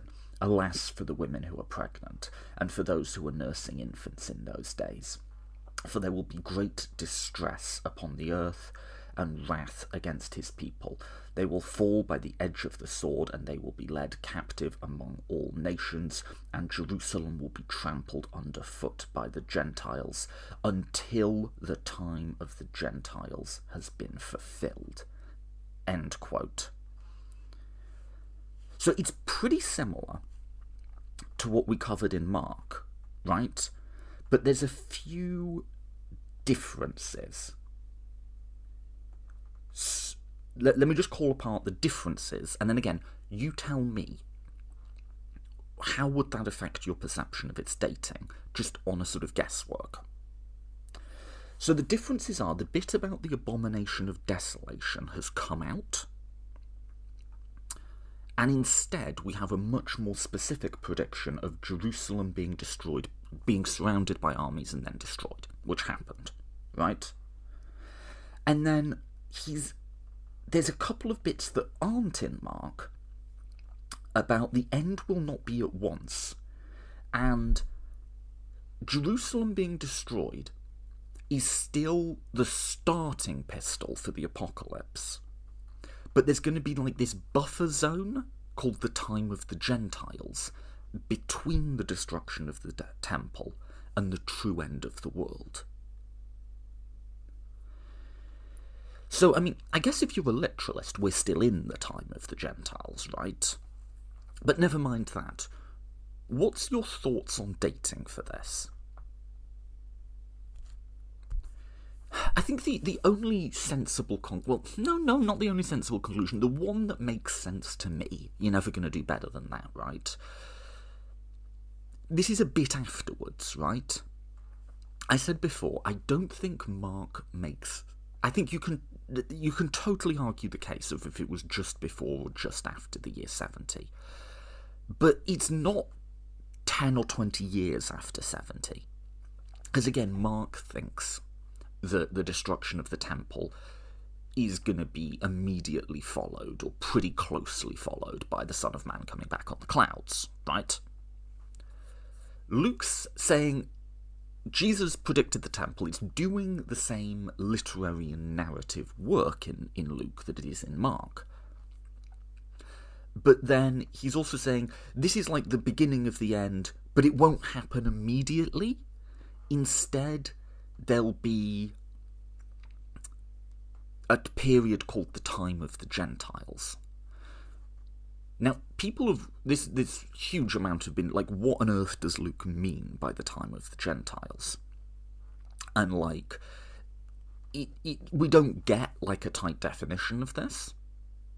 But I don't think we really need one for our purposes, which is trying to look at dating. This was clearly a phrase that had been developed in Christian circles at the time, and it meant something specific to them. And what exactly it meant, because we never do get a definition, is probably lost to us now, right? They if you'd have asked the author of Luke, this when you mentioned the time of the Gentiles, keep in mind they didn't have like copy editors or anything back then. What do you mean by that, Luke? He'd have gone, oh right, yeah, of course, this is what I mean. But he's writing for an audience who probably also would have known what it meant, so he doesn't elaborate. But for our purposes, it's enough. Like, there's some sort of buffer zone. Fall of the temple is still tied to the apocalypse, but there's a buffer zone.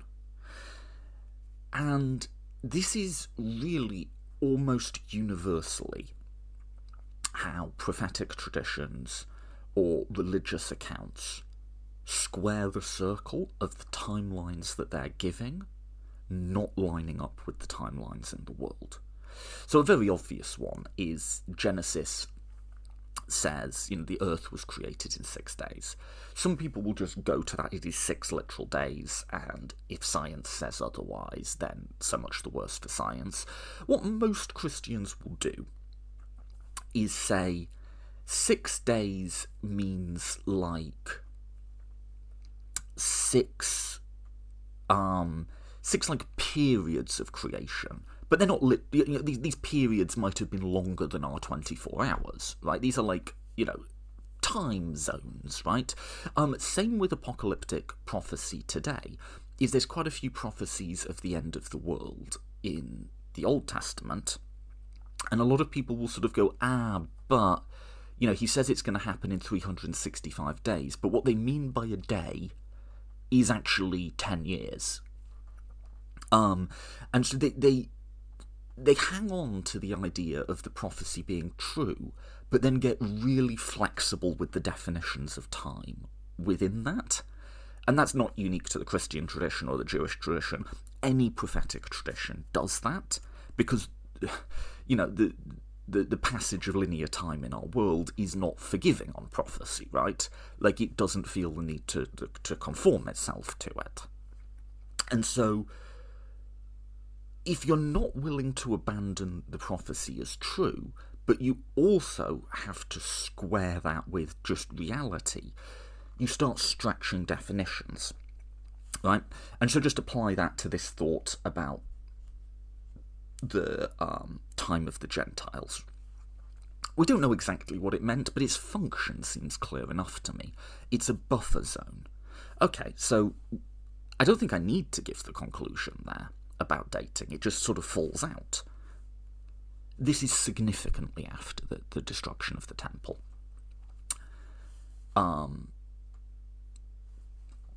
More than 5 years, right? Let's say something like that.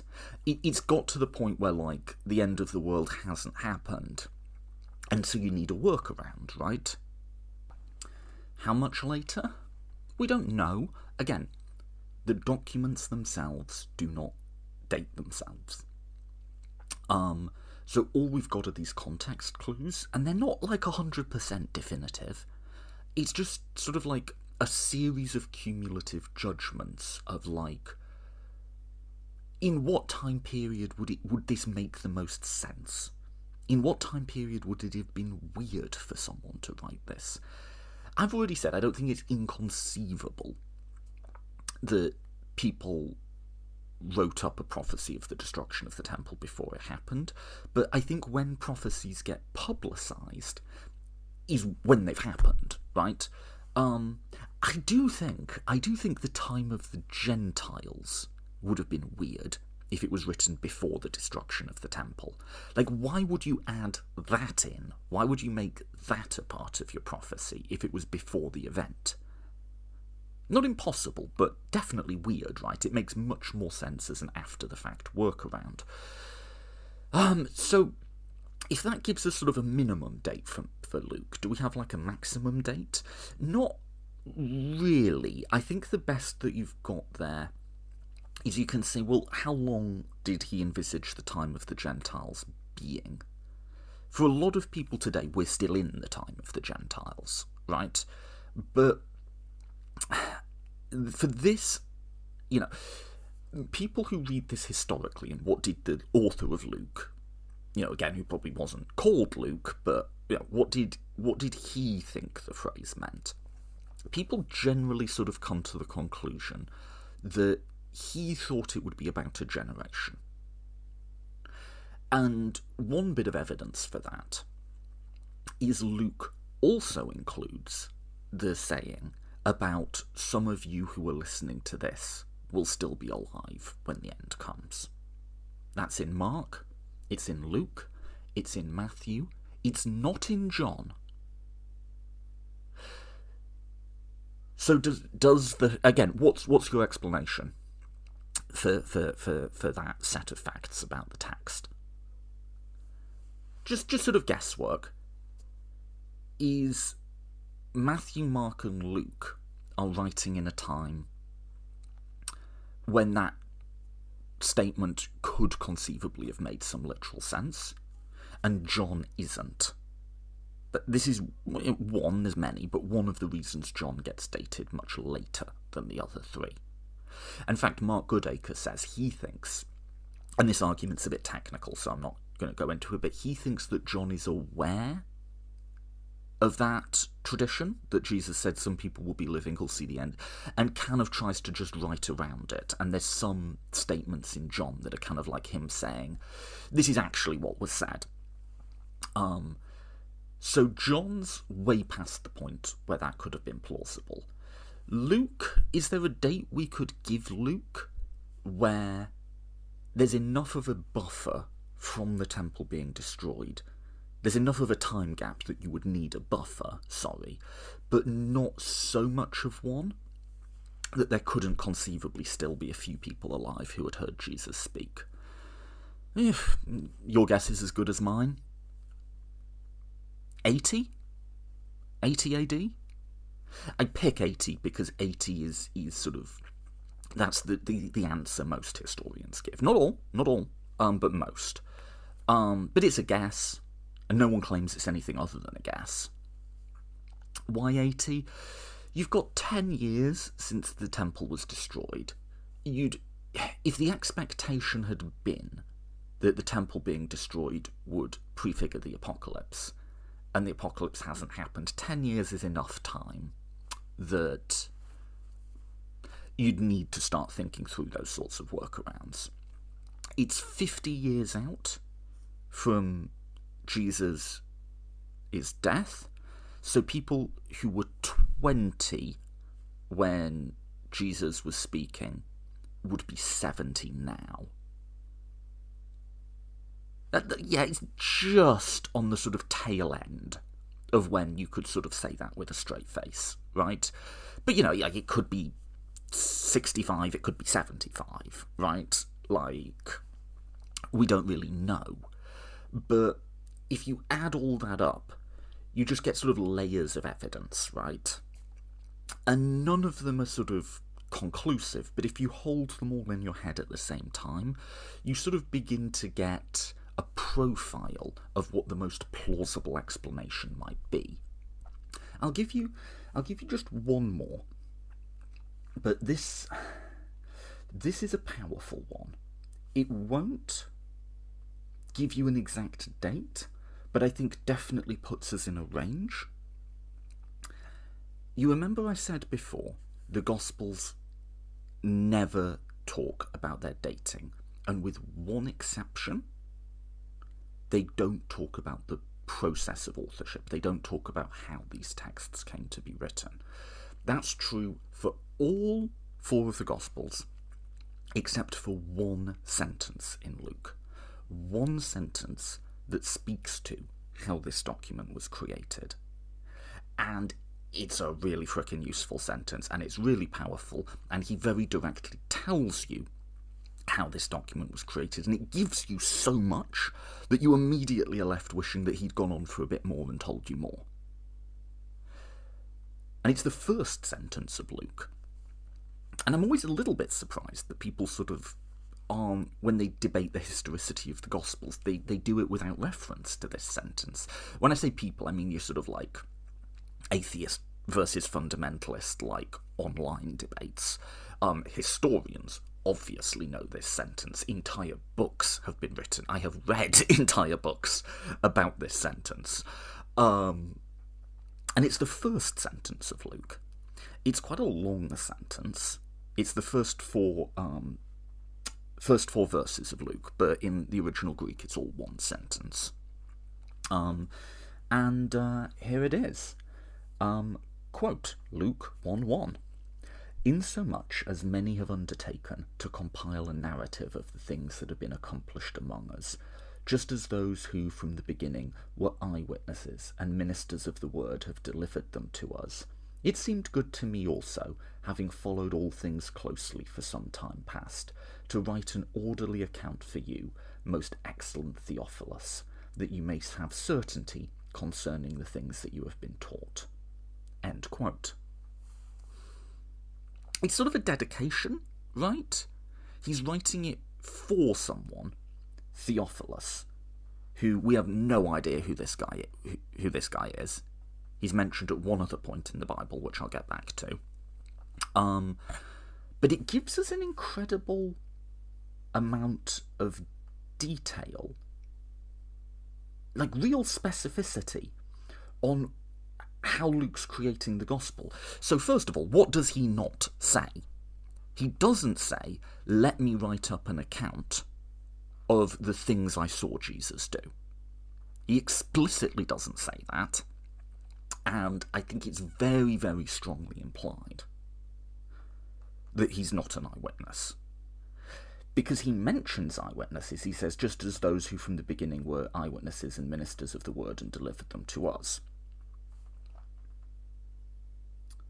So when he's talking about eyewitnesses, he's aware that there were, past tense, were eyewitnesses, but he's not one of them, right?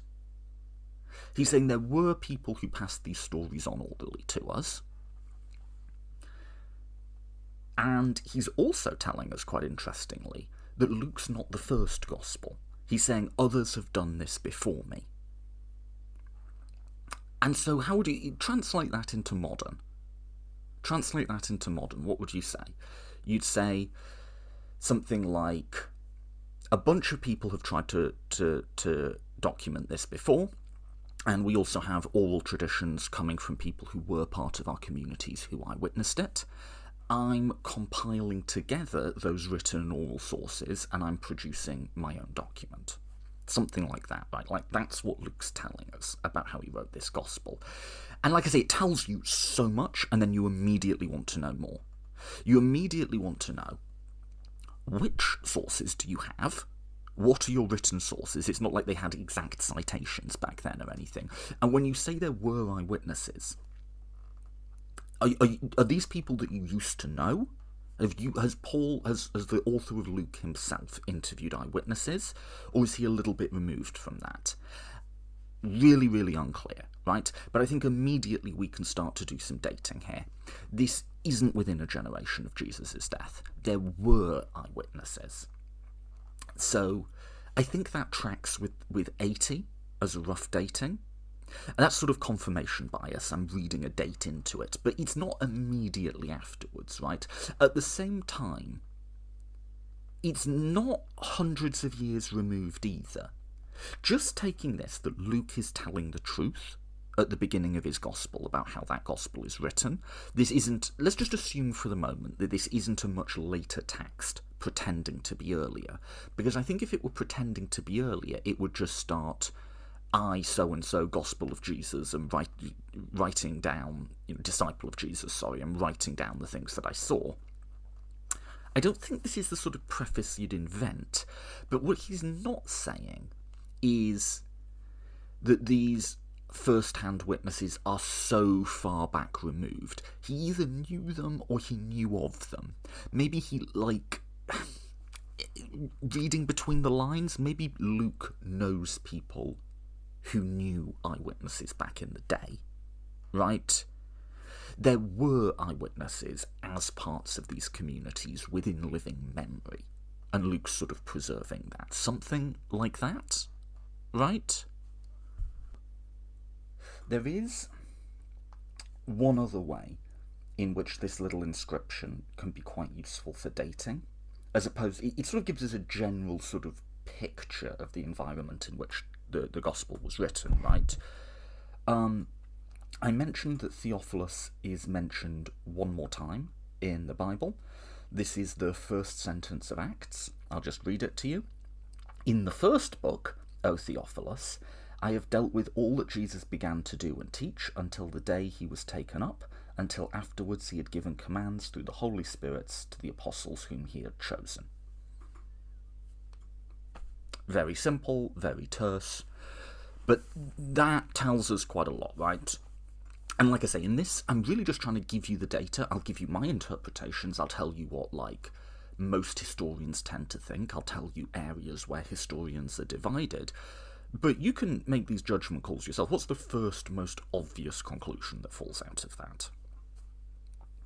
The author of Luke's is also the author of Acts of the Apostles, right? They're dedicated to the same person, and the author of Acts of the Apostles makes reference to a first book, which is a gospel of Jesus' life. So although we don't have the name of this author, probably wasn't someone called Luke, it's the same author, right? And people who have done real detailed analysis can show that it has the same sort of vocabulary and writing style. The books also have a similar sort of theology to them. They're concerned with the same sorts of questions. The other point that's useful for dating is they were probably written at about the same time, right? I mean, maybe they were like a few years apart or something, but they're being dedicated to the same person, and Acts of the Apostles makes reference to Luke as the first book. So they could conceivably have been written just like together, like these were almost like 2 volumes of one work. Don't know, pure speculation, but it'd be weird if they were like 20 years apart or something, right? Now, if they were written at roughly the same time, that means that Luke really can't, and can't here is actually a can't, not like a balance of probabilities, not like my best interpretation is, Luke really can't have been written before about 65. Why? Because Acts of the Apostles, like I say, it's like a sequel to the Gospel. It deals with, well, it deals with the Acts of the Apostles, but it deals with what happened to the followers of Jesus after his death. Mostly what happened to Paul, but there's plenty of other stuff in there. And the events of Acts of the Apostles run through to about 65. So it has to have been written after that, right? And if Luke was written around about the same time, then Luke has to be post-65. So again, that's just one more bit of data, one more sort of argument, I think a very strong argument, to throw into this profile that we're creating. Now, let's just talk a little bit, though, about, he mentions eyewitnesses, he mentions that he's not one, I think very strongly implies that he's not one. I think it's a little bit unclear if, like, maybe when Luke was younger, he knew an eyewitness, or maybe he knows people who've known eyewitnesses. Either would fit with the sort of dating profile that we're looking at, right? But he also says, in so much as many have undertaken to compile a narrative of things that have been accomplished among us. And do you see what I mean, therefore, about it? This like one sentence gives you so much, and then you wish it had given you more. When Luke says many have written accounts before us, my immediate question is how many is many, right? Like, are we talking 2? Are we talking 10? Are we talking 200? The text doesn't really tell us. So I've absolutely gone down the rabbit hole on this one, because apparently this is what I'm choosing to do with my life. But the Greek word being translated as many is polloi. And for once, the English translation that we're given actually seems to pretty well capture the word. We'd use it like we use many. And you could use it as a sort of the many, referring to it like that. It's the same word as when we say hoi polloi, the many. That's where that comes from. You know, if you're not an English idiot, English upper class people often refer to the lower classes as the hoi polloi. and that comes from them reading Pericles' funeral oration in the history of the Peloponnesian War, where Pericles uses it in a positive way, praising Athenian democracy, contrasting the hoi polloi, the many, with the hoi ogloi, the few, right? And the many and the few like that do quite a lot of work, obviously, in democratic theory. I also looked it up in a concordance. So a concordance is, you can get the text of the Bible with the Greek and the English side by side, and you can use it to isolate a particular Greek word and say, show me all the times that that same word occurs either within that book or within the New Testament generally. And so I was just curious, I was like, how is Luke using that word? Could we gain some, knowledge of, like, what does he, when he says many have written texts before him, like, what, are we calling to mind, like, one or two, or like a dozen or more? So here's just a few of the other instances of how Luke uses it. Luke 1:1, obviously, in so much as many have undertaken to write the Gospels. Luke 1:14, and in gladness many will rejoice. Luke 4:27, and there were many lepers in Israel. Luke 5:15, and large crowds. So it's not been translated as many there, it's being translated as large. And a crowd of lots, a crowd of many, would be perhaps if we wanted to maintain the same word. Luke 10:24, for I say to you that many prophets. Luke 14:25, now large crowds were going along. Again, crowds of many, if you wanted to keep the translation. Luke 21:8, which we've already covered. To it is you that are not misled, for many will come, talking about false prophets.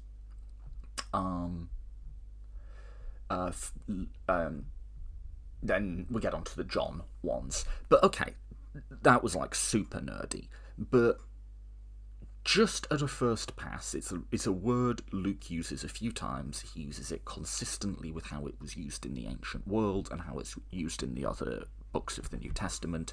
When he says many, it seems to mean many. Now, maybe in this instance, there's some subtlety of the ancient Greek that I'm not getting. I don't speak this language fluently, although, like I say, I've picked up more than a few words doing this. Many does mean many. And would it be that weird if when he says many, he does mean like 12, 13, 20? And, okay, this is a Toby point I'm going to make here.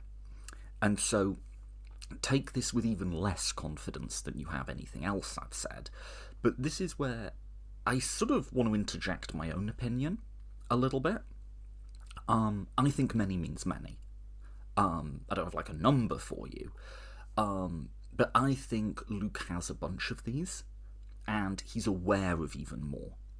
And one point I'd want to make is counter to what professional historians will want to stress when they're teaching these materials. So again, I said at the beginning, don't have that much confidence in any of this. This is all just best guesses.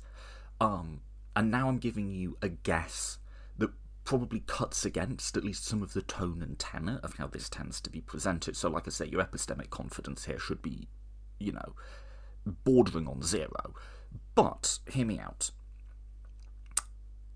Historians, when they teach these set of documents that we call the New Testament, always want to stress, and correctly, that you have to remember that we're not dealing with literate societies. When we talk about like the letter writing of Paul, most of the people in the assemblies, again I'm translating churches as assemblies here, most of the people in these early assemblies would not have been able to read the letters, they would have been read aloud to them. And there would have been far, I mean, we're just swimming in information these days, right? If you do a desk job and send emails. You probably read and create a few dozen documents every single day. We're not in, it's not that. You have to keep in mind that written documents were much rarer and that most people couldn't read. That's all true enough as it goes, but I think there's sometimes a risk that those of us in the European tradition particularly sort of think about reading and writing in the ancient world on a continuum with the medieval era, and it just isn't. Because if you think about it, there's kind of it's easy to see the amount of writing and the amount of literacy as on a decrease the further back in time you get. Obviously, pre the printing press, there were much fewer written works, fewer people could read and write. And the further you go back, there's for early British history, there's absolutely nothing. Once the Romans leave, you've got to go 400 years till you get Bede and the ecclesiastical history, and there's just these odd scraps the Irish annals or the Pictish king lists. But our history of 4, 5, 600 AD in Britain is based on archaeology, it's speculative, it's based on later sources who may or may not have any idea what happened 200 years before, and if you project that decline back into the ancient world, I think you're in danger of missing just how not comparative to us, but comparative to medieval Europe, how literate the ancient world was. Now, no one really knows, there's no survey, but people have thrown around numbers maybe 15% of the population were literate. Very, very low by our standards. Very, very high by medieval standards. And the reasons for this are economic and structural, and to do with just technology. Actually, in the ancient world, in the place we're talking about, and in the Roman Empire and the Greek-speaking world, most documents that were written on papyrus. You go back a bit further to the ancient Near East, they're writing on clay tablets, but needn't deal with that. Papyrus is quite cheap, and it's quite easy to mass produce. It's made in Egypt, and so the Egyptians have been writing on this forever. And essentially, you just break up reeds, soak them, smash them together, almost weave them together, and then put a weight on top of them. And then you've got to leave them for a bit, but you can do, they had almost papyrus factories, because you can do hundreds, thousands of pages at once. And then you just leave them to sort of set in the sun, and you have a sort of paper, right? Not only that, but the ancient attitude towards teaching the lower orders to read and write was not the same as the medieval attitude. Medieval feudal lords were pretty scared of the masses learning to read or write. People feared the printing press when it came along. Ancients taught their slaves to read and write, and you can see why, because slaves in those days took on a much greater range of economic functions than, say, medieval serfs would have done. Medieval serfs farm the land, and where, there was slavery in, the transatlantic slave trade or whatever, it was limited, with some exceptions, but limited to quite specific functions. The Romans had slaves doing everything. The Roman emperors had slaves running the imperial household. Right now, most slaves would have been treated horribly, and most slaves wouldn't be able to read or write, but it was perfectly normal, indeed the standard practice, to have an overseer class of slaves who would manage the household accounts and do the finances and take care of your correspondence. So for which they had to be literate, right? And in the medieval world, particularly the early sort of almost pre-medieval period, it was really just the monks who preserved reading and writing. There was a tiny group of people who could do it, and these were people who lived in monasteries that had to be supported by large estates. And so they were necessarily very few in number, and like quite high status members of society who, like, the cost of carrying a monk and supporting them from the, like, all the local farms who have to support them is quite high. So the cost of having someone write something out is quite high. Whereas in the ancient world, they would have, like, you know, like, almost like printing presses where you just have, like, hundreds of slaves who the cost of keeping is just the cost of feeding them, essentially, churning out manuscript after manuscript.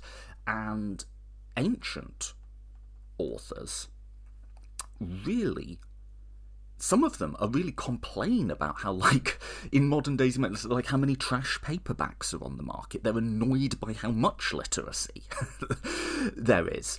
And what happens with the fall of Rome is that Rome has all these trade networks across the Mediterranean, so papyrus that's being mass-produced in Egypt is shipped everywhere. That goes down. The type of urban economy, where you have large groups of people in cities and lots of specialised professions, which is generative of larger-scale literacy, that ends. Rome, at its height, has about 1 million people in it. You won't see a Western city have that population until London in, like, the late 1800s. Like, that sort of urbanisation just goes. And the technology goes. So now you have to write on parchment. Parchment is exponentially more expensive to produce. Because parchment, I think properly you'd call it vellum. It's treated animal skin. This is way more expensive than reeds. Like, all these lovely sort of medieval tomes with the wonderful illustrations and so on, these are all on treated animal skins. To make a full Bible, you'll be going through a herd of, like, 600 animals. It's incidentally, pure aside, while we talk about the spine of a book, that's where the spine of the animal was, right? It's very specialised labour-intensive to produce, and incredibly costly. So for, like, these structural, technological, economic reasons, you can't compare the ancient world to the Middle Ages. Obviously, you can't compare it to the present day where we have emails and internet. But it's in some ways more like us than it is like the medieval period. And here's something to, like, put it all in context. So, like, what's the cost of a book, right? In the medieval period, you have to have something that takes the slaughter and specialised treatment of herds of animals written up. And by the way, writing, the way they wrote on parchment in the Middle Ages, takes about 4 times as long as the calligraphy style that they would write ancient Greek in. Takes one person, of which there's a tiny number in society, very specialised, has a large economic cost to produce this thing, right? In the ancient world, you've got a mass-produced material that can then be copied and copied and copied by almost like factories of slaves, and you've got 15% maybe of the population who are reading and writing and sending stuff to each other. So modern analogies in terms of money are misleading, but here's one that really stuck in my head. To produce a full Bible, pre-paper, pre-printing press, pre-mass literacy in the medieval era, the cost of that Bible would be about the same as the cost of a large middle-class house. Absolutely mind-blowing, right? Even in, like, places like Antwerp, which were the centres of book production, they were maybe making a few hundred books a year, right? Just category difference from the ancient world. Now, a book in the ancient world would still be more expensive, but as a rough analogy, it might be something a bit more like a tablet or a smartphone. A lot of people could get them. More expensive than a modern book, certainly, but you wouldn't have to be... You'd have to be upper class, but you wouldn't have to be the wealthiest of the wealthy to have, like, a large library. And we know that lots of sort of middling Romans had large libraries, right? And in the medieval world, there was like 5 large libraries in all of Christendom, right? And so all of that is to say, the ancient world is a much more literate environment. There are far, far, far, far more texts being produced in the ancient world, and more people have access to them, and more people can read them. So I think, we want to correctly stress that the number of texts and the amount of literacy in the ancient world was a lot less than it is today, but I think we can overstress it. And in the European tradition, people walk away thinking that it was like the Dark Ages or something. It just wasn't. Now, bringing that back to Luke, I think that does give us a bit of context to think about what he's saying about the authorship, and to also just think about who it was who was writing these things. So, again, I said, I think many means many. There's no prima facie reason why it couldn't have been many. You can't just say, oh, well, these weren't as well-off people, and most of them wouldn't have been able to read or write. So, when he says many, there might be one other text that he has or something.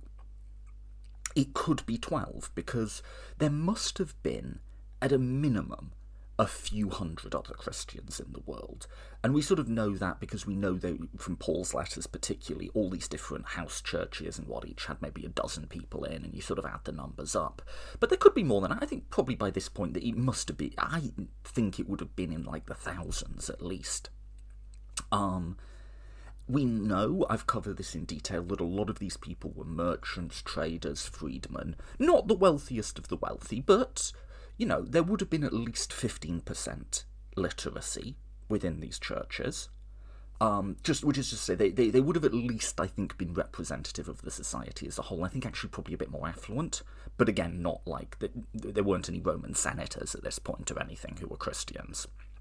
And so you'd have at least a few dozen people, maybe even a few hundred people spread across the Eastern Roman Empire who could read and write, who were in the business of doing that, and would be able to afford to buy parchment. So yeah, many could well mean many. And what I just said there ties that into who was writing this. I did a real breakdown of this in my political apocalypticism episode, but actually that's the other thing that falls out of the introduction to Luke, is it kind of gives us a bit of context as to who's doing this writing. Because one question you can ask when we're thinking about dating and authorship is, what even is this we're looking at? What genre of writing is this? I mentioned that at the beginning. First pass is scripture, but it doesn't look a lot like a lot of the scripture that we have.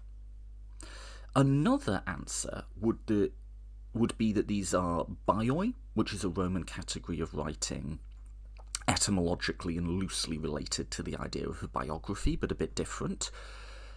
One thing you can look at with Luke's introduction is bioi would generally have a preface where there would be a dedication to, some patron or something like that, and they'd introduce the material. And so that sort of fits, right? You can say, oh, this is a bioi. This is like the preface to a bioi, except this looks nothing like any preface we have to any bioi. The prefaces are much longer, they praise the virtues of their patron much more, and they introduce the material in much more detail.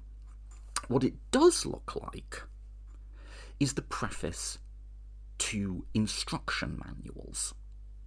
That's a bit of a weird thought, right? But there's lots of documents in the ancient world, of which we probably have only the tiniest minority now, that are sort of like, this is how you build a bridge, this is how you irrigate crops, this is how you perform surgery, right?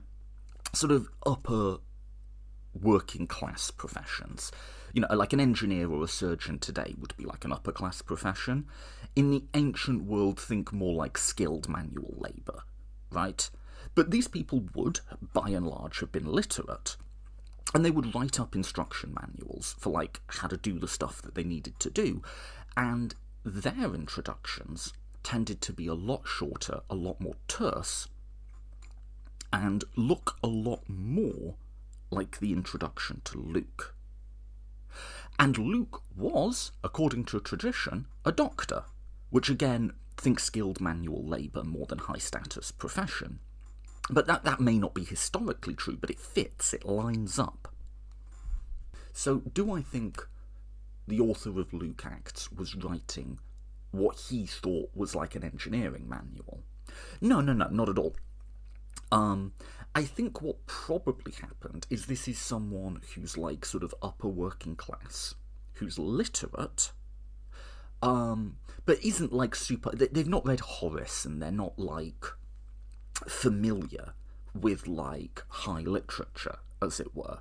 They're familiar with the scriptures, the Hebrew the Jewish scriptures.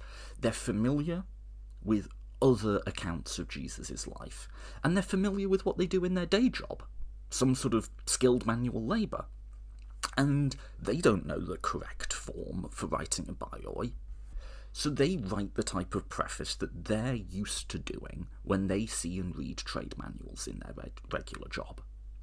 I guess, but that's what I think happened there. So let's pull that together with the dating that we've done so far, and try to pull that into a narrative of sort of what we think is happening here. This is a guess, it's a construction. We don't have access to the original individuals. I don't think we have access to the majority of texts that were being produced at this time. But let's sort of pull it together. What's happened?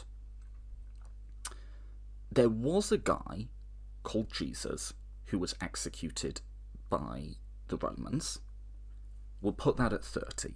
I think that happened based on the sort of arguments I've given you about it's much more plausible that these stories came about of people writing around that fact than just inventing something whole cloth.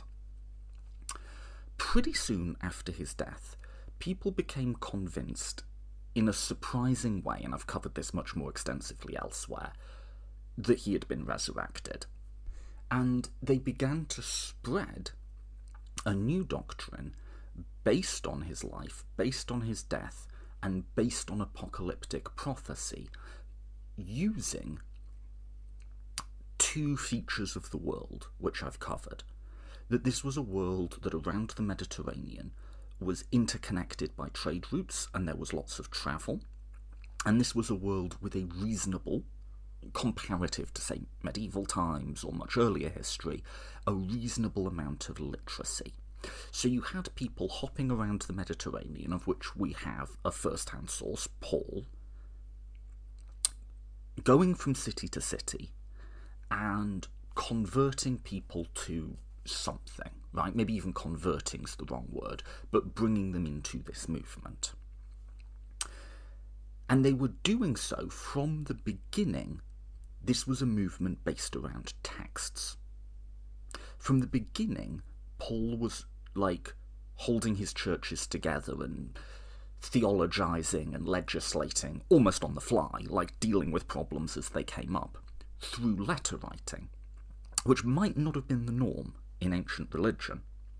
But this is a movement that from the beginning has texts as a central part of it.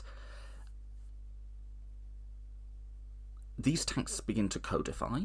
Paul doesn't include a great amount of biographical detail about Jesus' life, but other texts might have. This idea that there was an eyewitness, Peter going around telling stories, and a translator he has starts making notes and taking them down.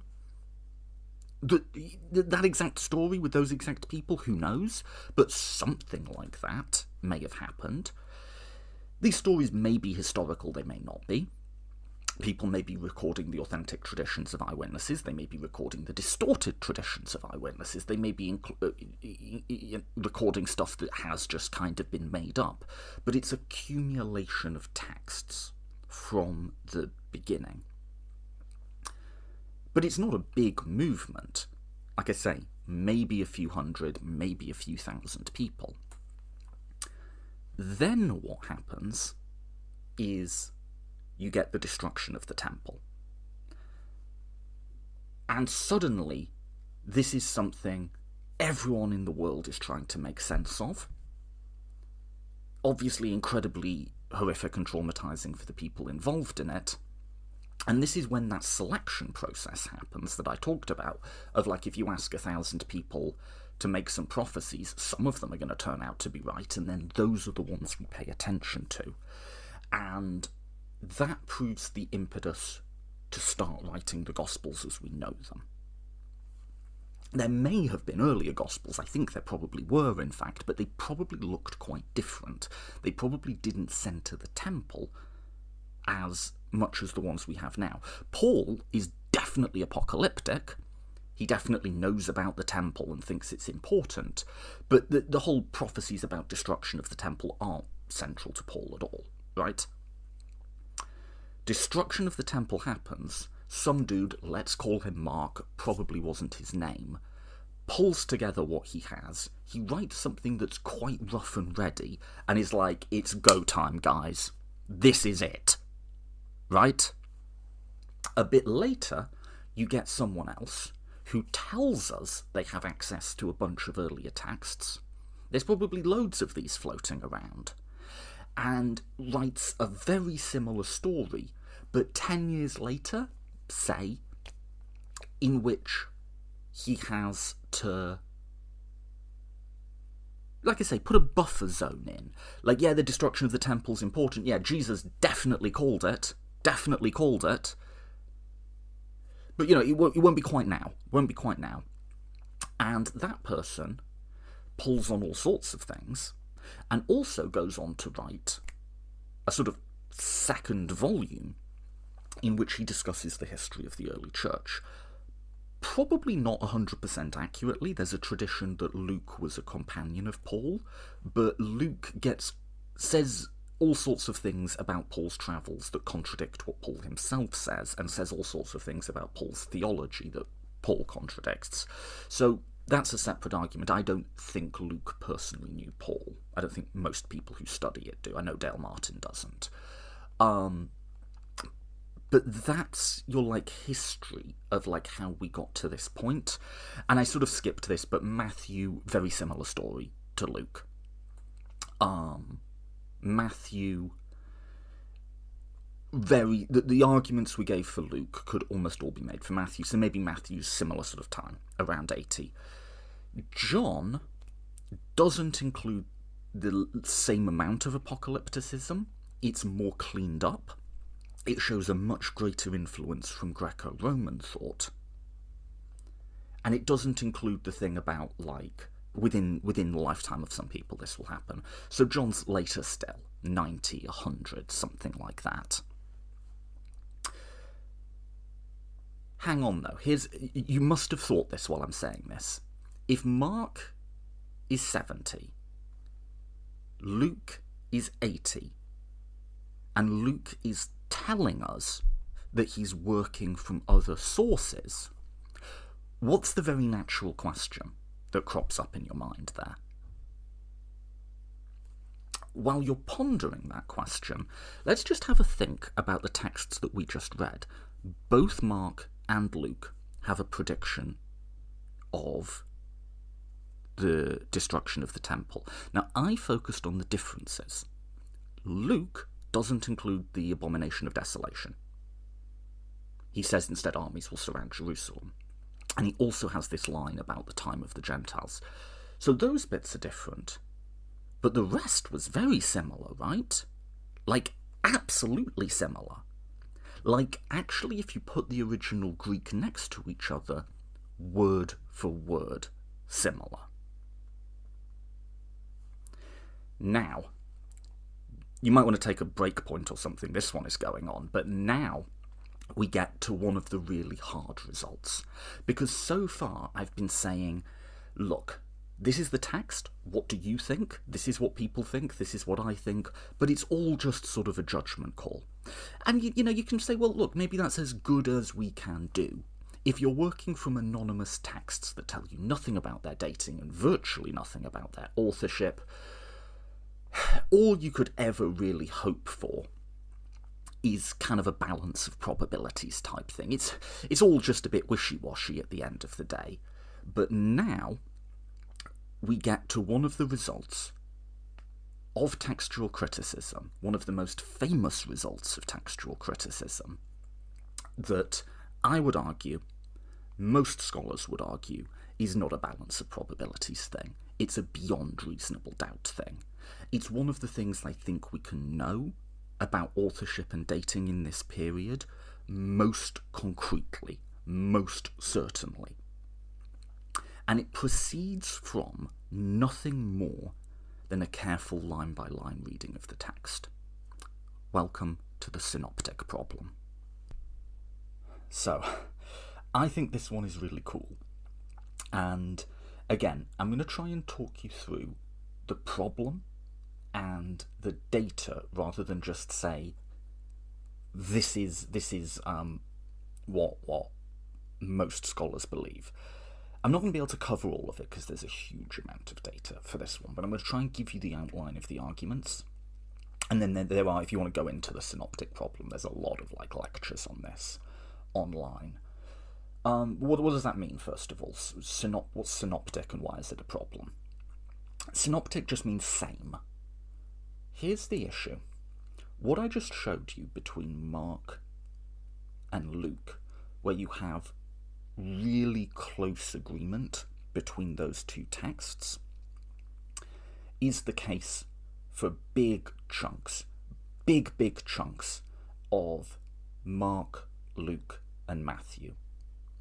Not only do they tell the same stories, not only do they tell them in the same ways, but if you put the original Greek text of those stories next to each other, you'll notice that for long stretches, they're word for word.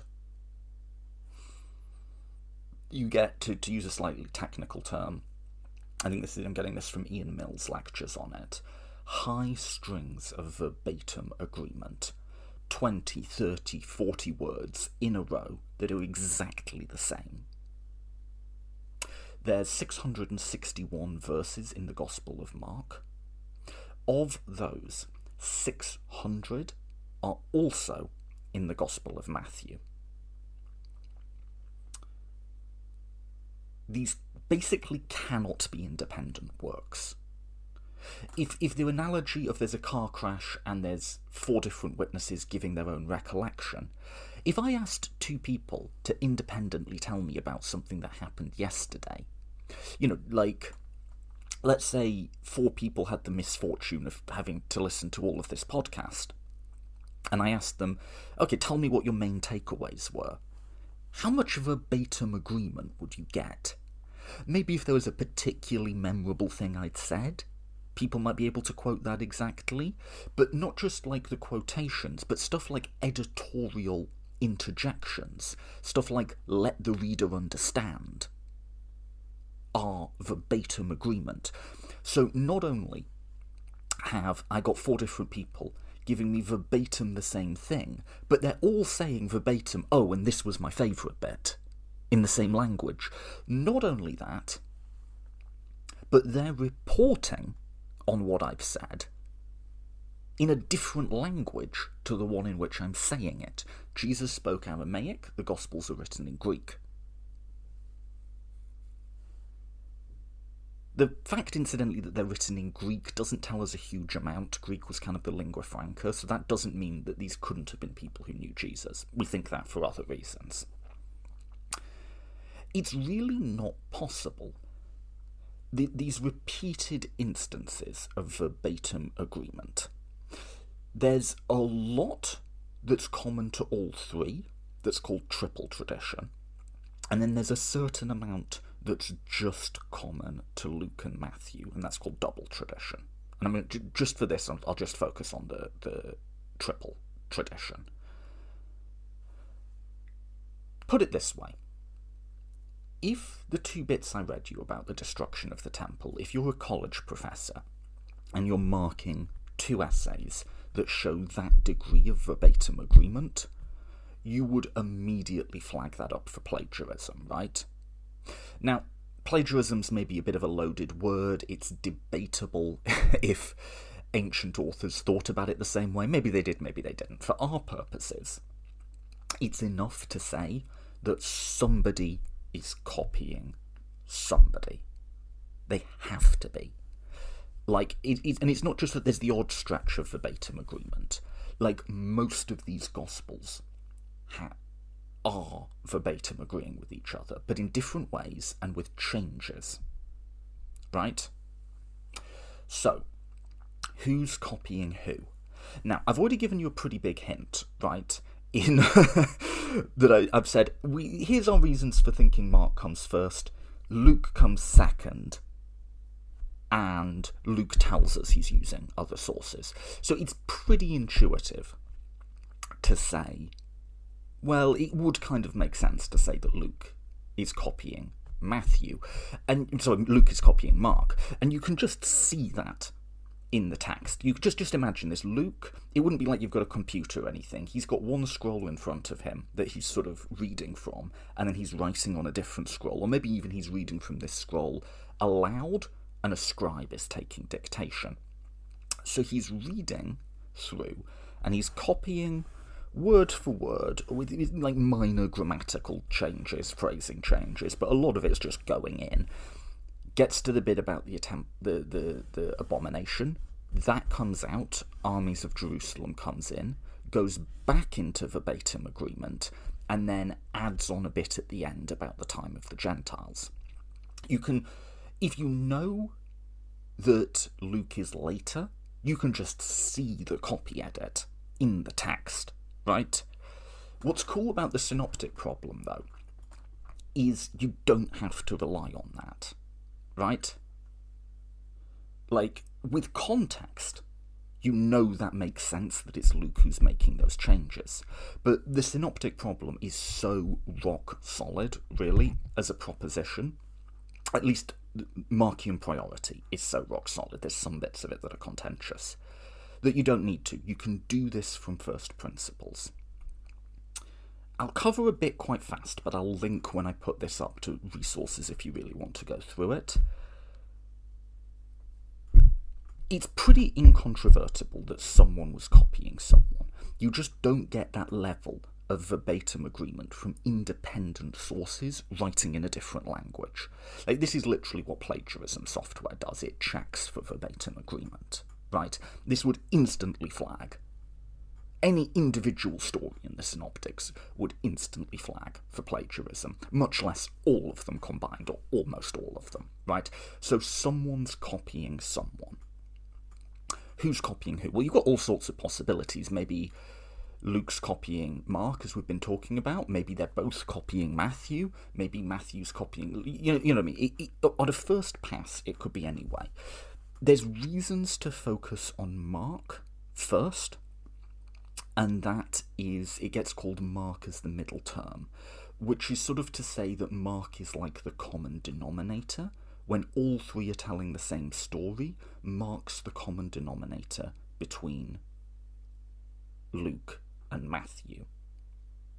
So in other words, it's quite rare. You'll see changes between Mark and Luke, or Mark and Matthew, agreeing against each other, but you very rarely see them make the same changes to Mark. So that really gives you one of two conclusions. Matthew and Luke are copying out of Mark, or Mark is copying out of Matthew and Luke. Those are sort of your two options.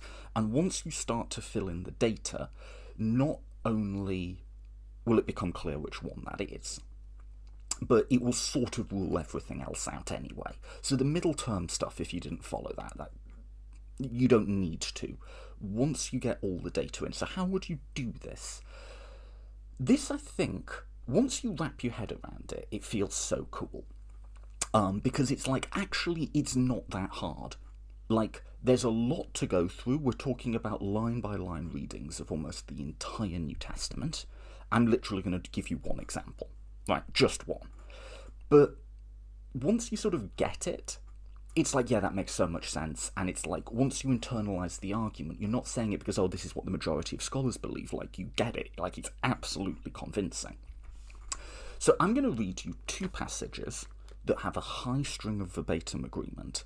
I'm not going to tell you which Gospels they come from. And I want you to just, you tell me who was copying from who. I'm not even going to give you the principle of why people think one was later. And almost just on this one alone, you can kind of just get the ordering. So here's passage 1. I'm just going to call them passage 1 and 2 for now. They're both the story of Jesus being rejected at Nazareth. Passage 1, quote, "He went away from there and came to his hometown, and his disciples followed him. And on the Sabbath he began to teach in the synagogue, and many who heard him were astonished, saying, 'Where did this man get these things? What is the wisdom given to him? How are such mighty works done by his hands? Is this not the carpenter, son of Mary, brother of James and Joseph and Judas and Simon? Are not his sisters here with us?' And they took offence at him. And Jesus said to them, 'A prophet is not without honour, except in his own town, and among his relatives, and among his own household.' And he could do no mighty work there, except that he laid his hands on a few sick people and he healed them. And he marvelled because of their unbelief. And he went among the villages teaching." End quote. So that's 7 lines from, let's just call it, source 1. Now, let's look at the same story in a different gospel, and let's call this gospel source 2. So I'm not going to tell you which ones they are. I'll see if you can get it.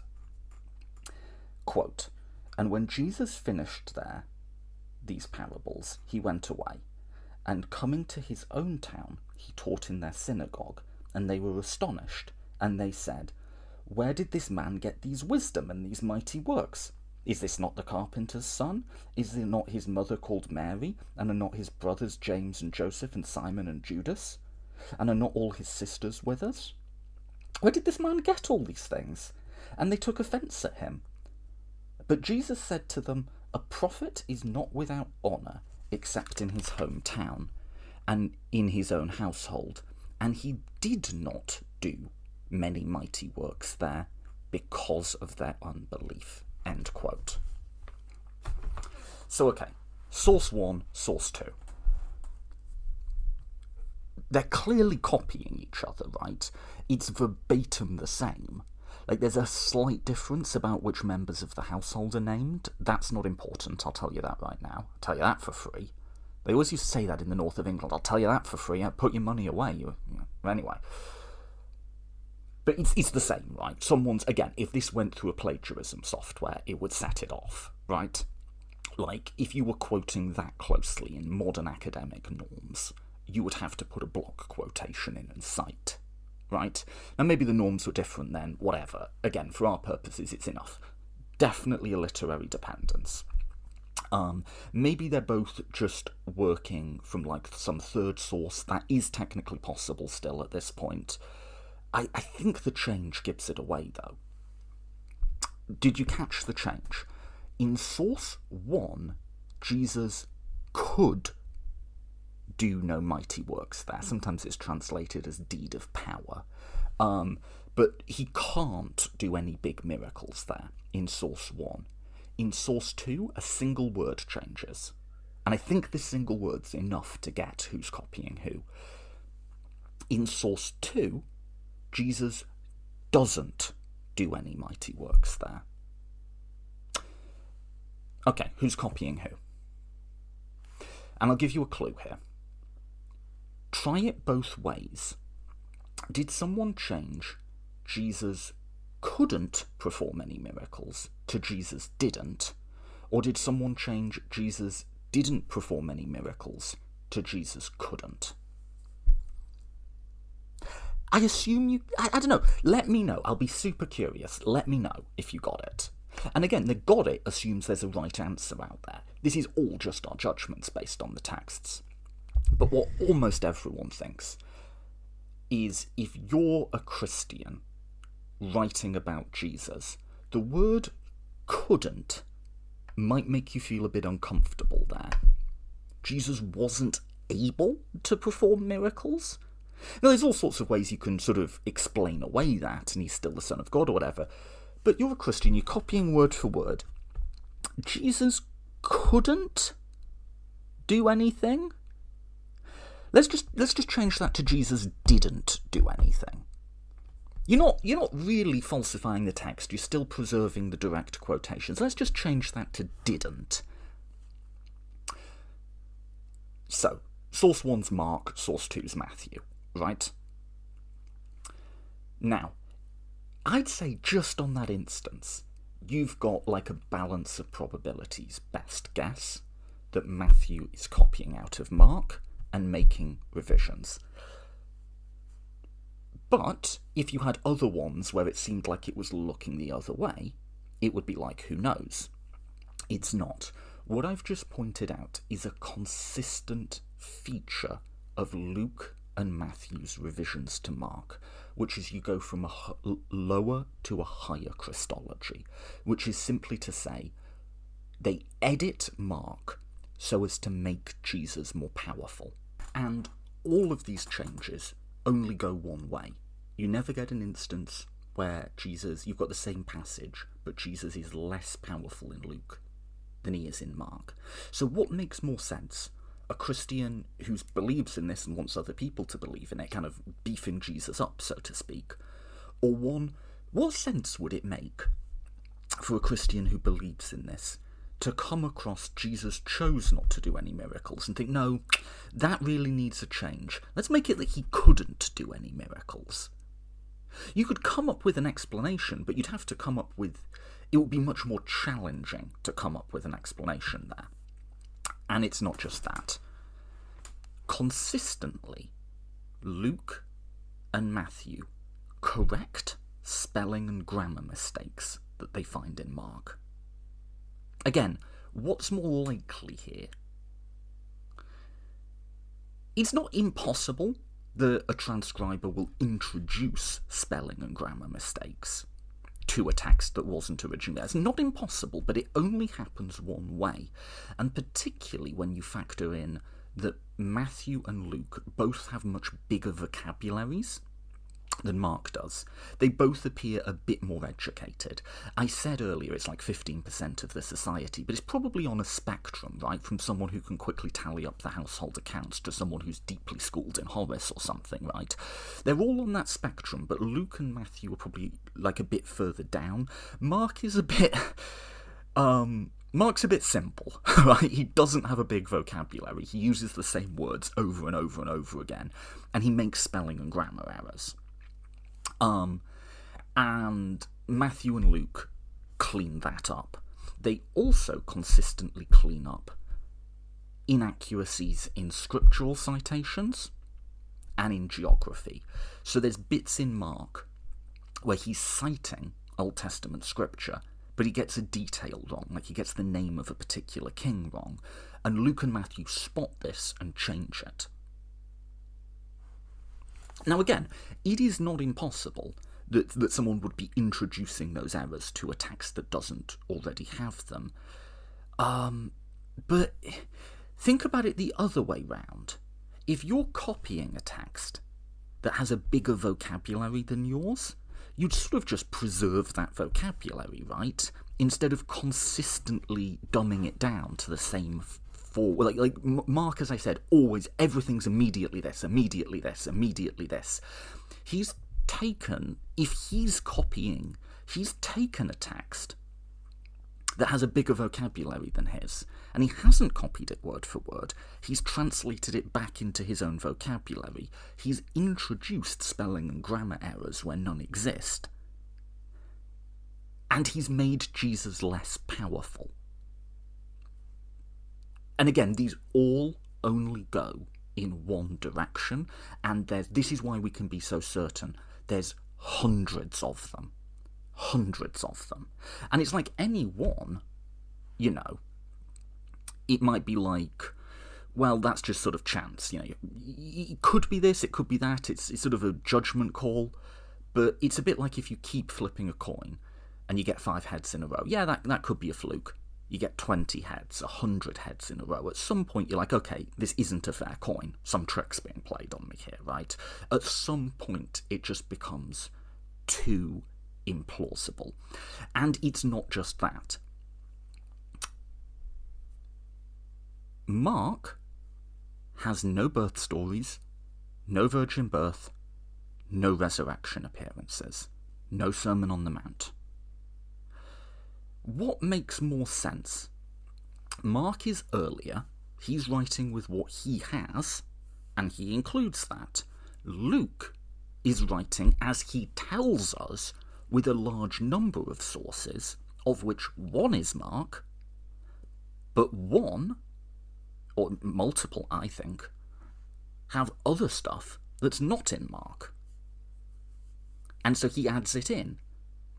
Surely it makes more sense for Luke to be pulling from Mark, but also pulling from other stuff and including it, than to think that Mark found a story that had a virgin birth and resurrection appearances in, and thought, that's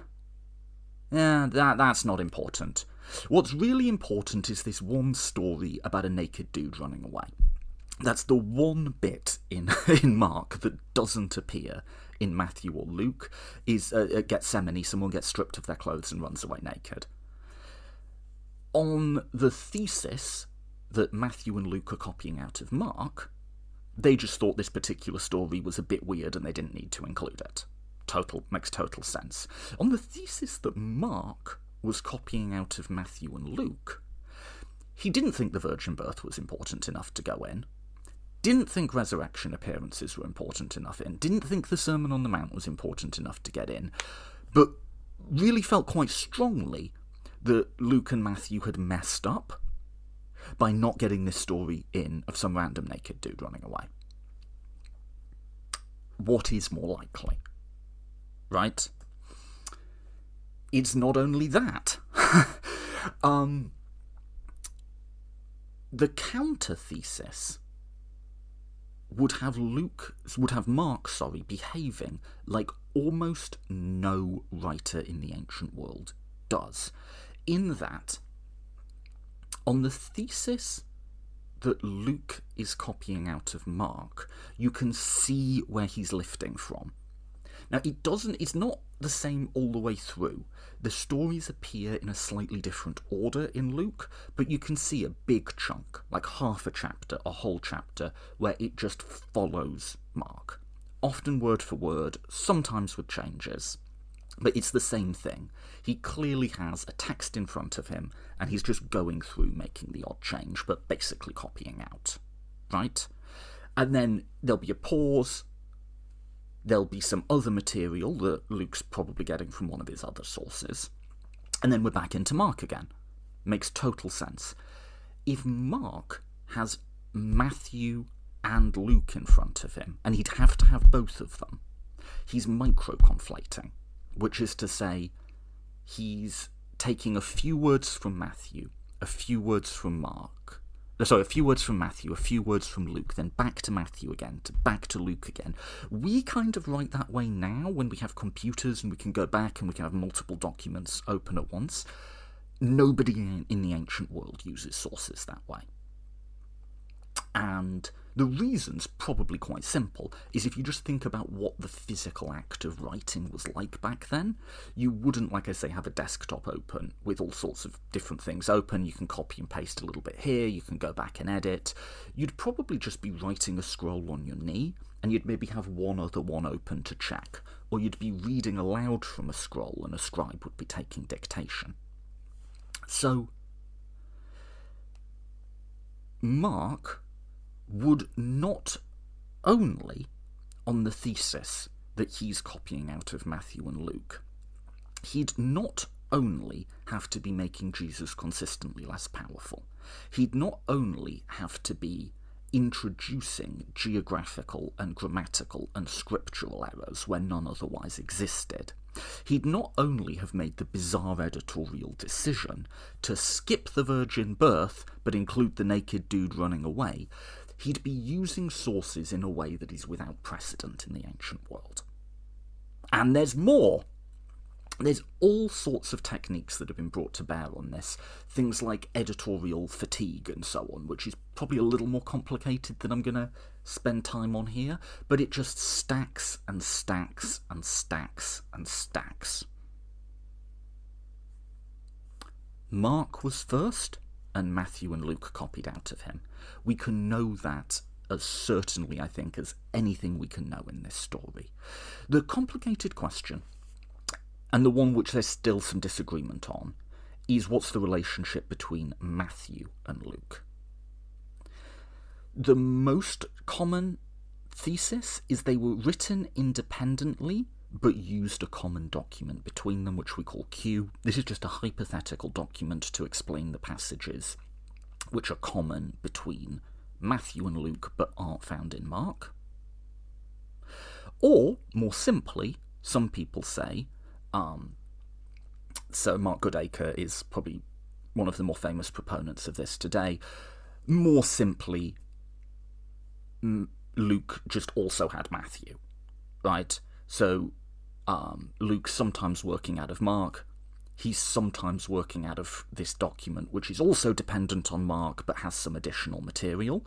And so, I mean, that kind of makes sense, right? Where Luke goes to what seems to be the older version, but when there's stuff that older version doesn't cover, he goes to, like, the revised version. Some people argue that there's reasons to think that Matthew and Luke were written independently, and so then you have to come up with this other document to explain them. That's probably the majority view. I won't really get into all that here.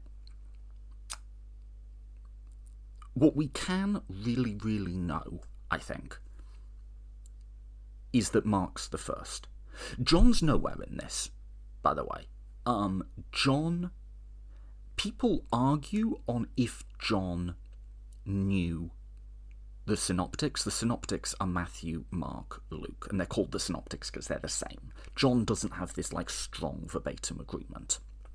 John might have, but if he knew them and, like, he's read them, it's factored into his thinking, but he's not copying them verbatim, right? People have argued that both ways. It's not important to my story here. But isn't that a cool result? And I've sort of gone through it quite quickly, but it's the weight of cumulative evidence is overwhelming. Here's like a metaphor for how I think this happened. And this is just a narrative I've constructed in my head. It's a modern analogue that's obviously anachronistic. But I think it's useful with these to think about it much more...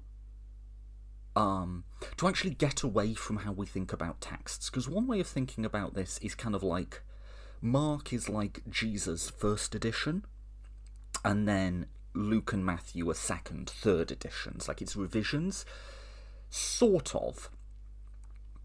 I think what happened, and again, this is speculation, is, let's say Mark is written immediately before or immediately after the destruction of the temple. And it's quite a rushed job.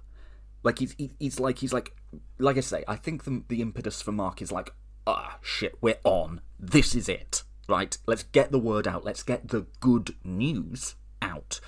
This horrible thing has happened, but the good news, the evangelium, the gospel, is that salvation is at hand and the Son of Man is coming back on the clouds. Let's get this good news out there. I think a lot of this was kind of invented on the fly, and he writes something, maybe like a few days, he just bashes this out. This is what I have, this is the traditions I have, and, you know, he called the destruction of the temple, he told us this meant the end of the world. Here's the good news, though, you can be saved.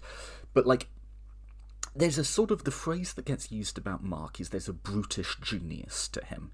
He writes something that's incredibly powerful, and I think Mark is best read in one sitting. You can read it in about an hour. It has an incredible pace and pathos and drama to it. But it is just in terms of the writing of it, it's a rushed job. He hasn't done a spell check.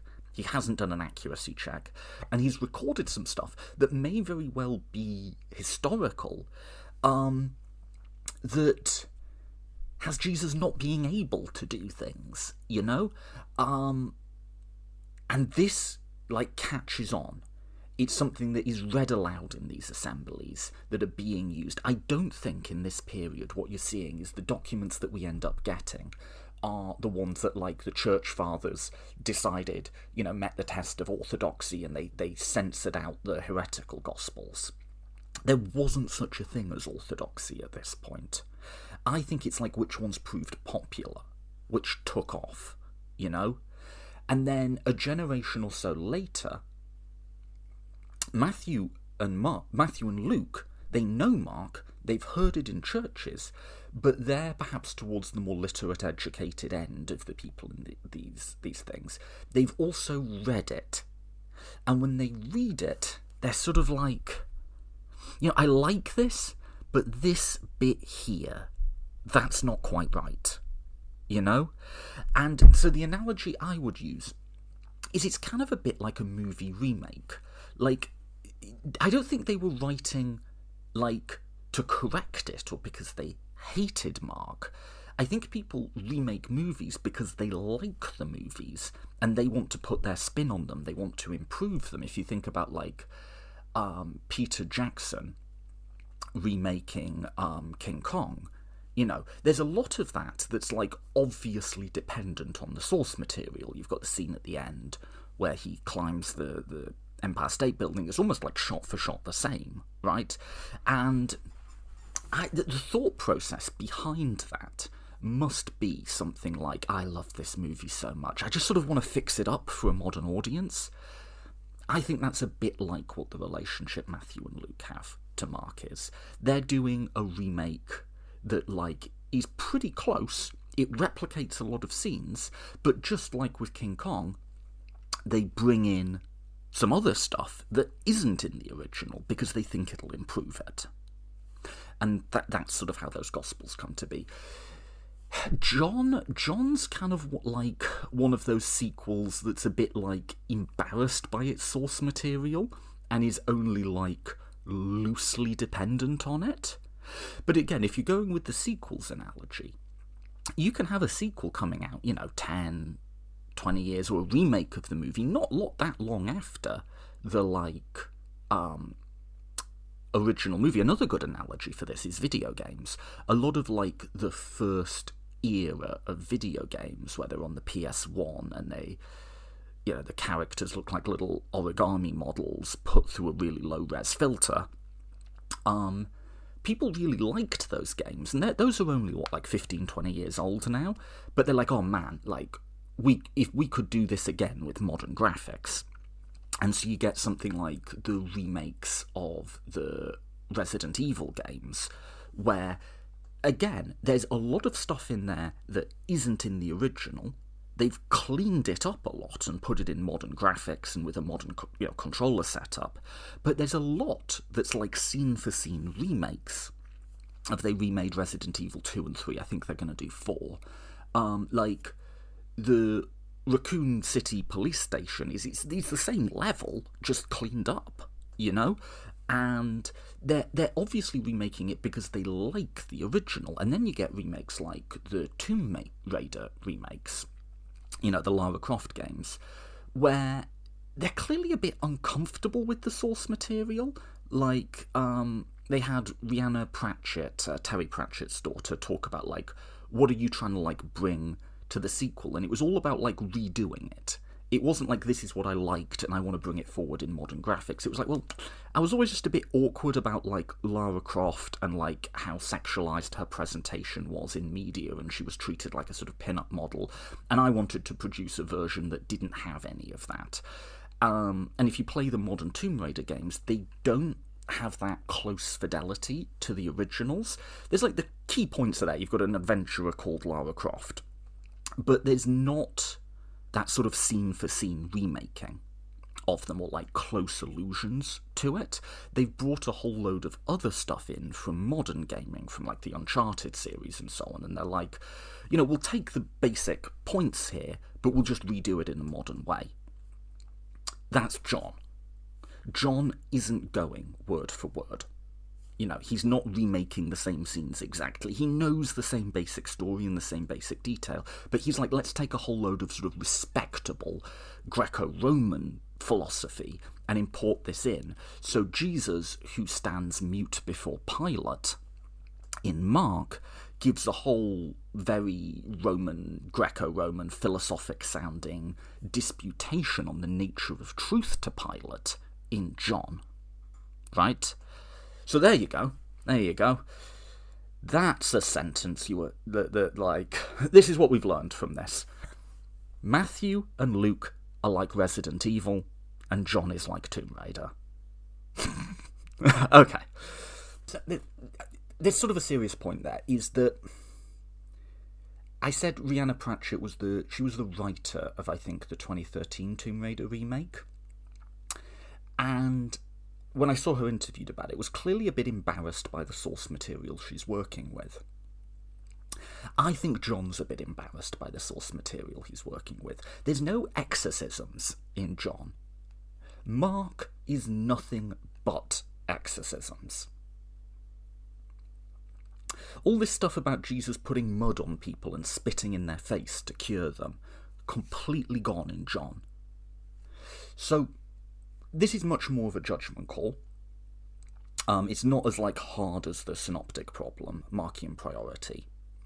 But yeah, this puts John later. This puts John at a point, maybe even in the 2nd century, when the movement has become much more Hellenized, much more sort of integrated into a sort of Greco-Roman culture. But okay, analogies to classic video games aside, does that literary dependence tell us anything about authorship and dating? Can we plug that back into the picture that we've been building? Well, it tells us that Mark was first, right? And Matthew and Luke must have been a little bit afterwards. But I think the fact of literary dependence also tells us that we don't know exactly who wrote these documents, but the apologist story that these are 4 different eyewitnesses to the same car crash, that's the one thing it couldn't have been, right? If you were an eyewitness, why would you be working word for word out of a different source? Not only that, but just how much sense does this make? You're an eyewitness. You start your book by saying, I'm not an eyewitness, I'm working out of another source, and then you proceed to do exactly that. Why would you do that? Why would you, in the case of Matthew, if this was Matthew the disciple, work out of a source that includes the introduction to the character of Matthew? Matthew, when he's talking about Matthew, is copying out of Mark. How much sense would that make?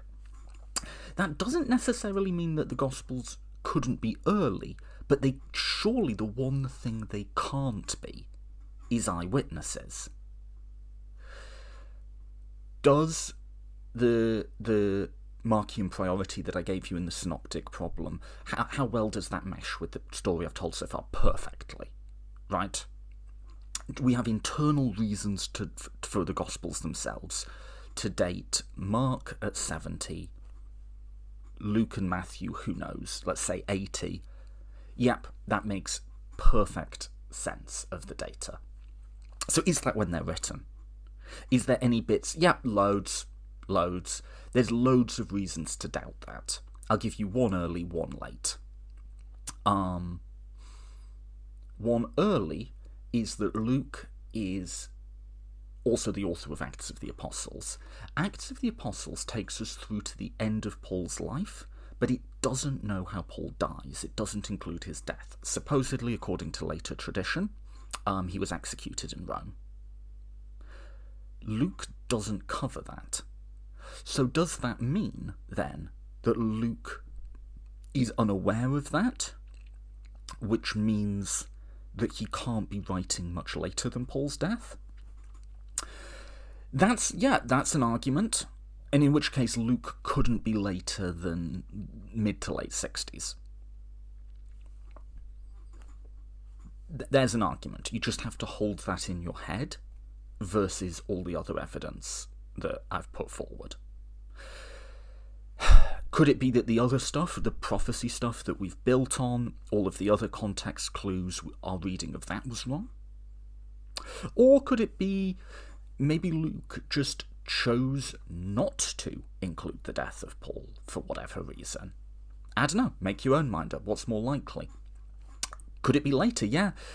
There's some evidence that Luke knew Josephus. And there's books Josephus wrote, really famous, about the Judean War and a later history. One of them would be fine. I think one of them came out in 79, but the other was in 94, right? And it's not a sort of strong textual dependence like he has on Mark, but he uses similar turns of phrase. He talks about a particular character as the Egyptian, in a way that Josephus does. So yeah, I mean, if Luke's... That seems a common sense argument. Luke knew Josephus. And if he knew the later work of Josephus, the one in 94, then yeah, obviously it has to be post-94. Now that would make the prediction about some of you here will live to see the coming of the kingdom of God, that would make that bit a little weird. But what's weirder? I'll go for the middle ground and say Luke may have known Josephus, but if he did, he knew the works that were published in the late 70s. Maybe Luke is like early 80s, something like that. But, Mark Goodacre thinks Luke was early 2nd century on the basis of that. There's no answer to this that doesn't have something that's a bit weird and something that doesn't fit with it. I'd say the best that we've got is kind of like a probability distribution, like a bell curve. Like in the middle, with the Gospels being, something like 80 maybe for Matthew and Luke, I'd say it's like the middle of your bell curve there. That's like your most likely. But it could very easily have been a bit to either side of that.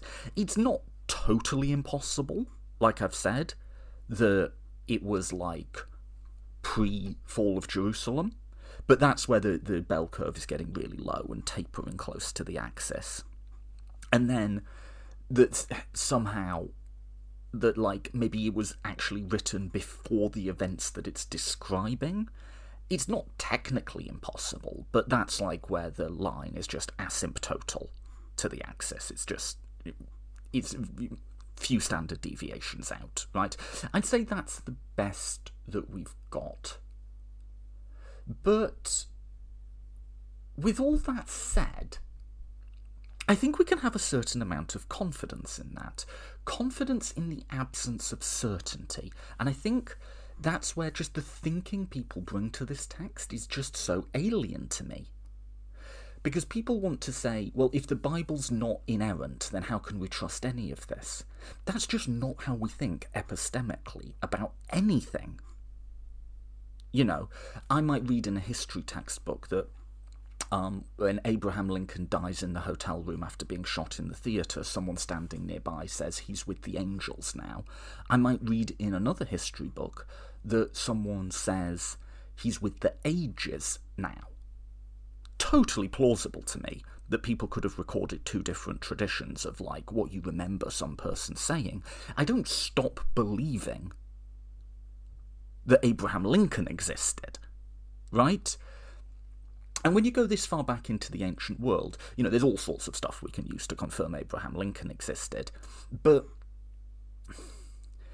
there's never going to be a moment that you can fact check this, right? We're saying, oh, we think it was this, we think it was this, we think it was this. That's the wrong, really, way of phrasing it. What it was, what the historical Jesus was, what the actual process of authorship was here is fundamentally lost to us. There's no answers at the back of the book here. All we have are judgments and arguments on the basis of the texts themselves. That's all we can ever have. And so what we're really saying is I think this is the best rendition of the evidence and arguments, and it has to be judged according to that criteria. There's no point at which we can get back in a time machine and check it. There's not a, to use a common academic phrase, there's not a there, right? But on the basis of all of that, you know, if you're going to say, was there a historical Jesus? Slightly the wrong question. But on the basis of, you know, the evidence and the arguments and everything we've looked at, I've said the apologist position, that these were eyewitnesses. That's basically the one thing it can't be. I also think the idea that this is all just made up, really, like, that's a much, much, much less plausible reading of the evidence that we have. The arguments for it are much more strained. I think very clearly what we're seeing in these texts is a process of innovation, not invention. It's not invented whole cloth, and that just isn't how these things work. What we're seeing is people grapple with the contradictions and failures of prophecy. And you're seeing evidence in real time of the revisions people are making to a written tradition to grapple with those failures and contradictions. You wouldn't make something up that had issues that you struggled to resolve. Most of all, you wouldn't make up an event of, like, the crucifixion of the Messiah that you then had to write around. If you were inventing this, there was no expectation that the Messiah would suffer and be crucified and die. Now, you can read that back into the Old Testament. You can read that into the binding of Isaiah, or you can read the binding of Isaac, or the book of Isaiah and the Lamb, and Christians do that because, you know, the authors of the Gospels themselves are sort of making these links. But prior to Jesus' execution, nobody was doing that. Nobody was reading the text in that way. That's plus you have Paul, who is a purported witness to the resurrection, but he's writing letters about, and that may well have been read by, and he's writing about his experiences with people who were eyewitnesses. So Paul adds to it. And I think, again, confidence in the absence of certainty. I think something like the story I've put together, we can be reasonably confident, not certain, you wouldn't bet your life on it. And I would expect, if there were a time machine to go back and check it, there would be details that are wrong, right? I wouldn't expect it to be foolproof. But it's not bad. And this is sort of the point I want to make, is that sort of having confidence when there is no there. We talk about the historical Jesus, but that is an abstraction. It doesn't exist. There's nothing to check it against. That's actually like a lot of stuff. And that's how we epistemically want to approach a lot of things. That's kind of one of my big takeaways from taking this. Now, you can go too far the other way. I've sort of given you a story. I think what you're looking at is the growth of a movement that has at its centre a textual tradition. And you can kind of see that, right, in these layers of revisions, and perhaps how, let me just suggest some ideas of my own while I'm at it. I've talked about what's the gospel and what genre was this. Maybe it is just kind of a new genre, but it didn't come about from somebody one time sitting down and thinking, I'm going to invent a gospel. It came about through layers and layers of textual additions and redactions.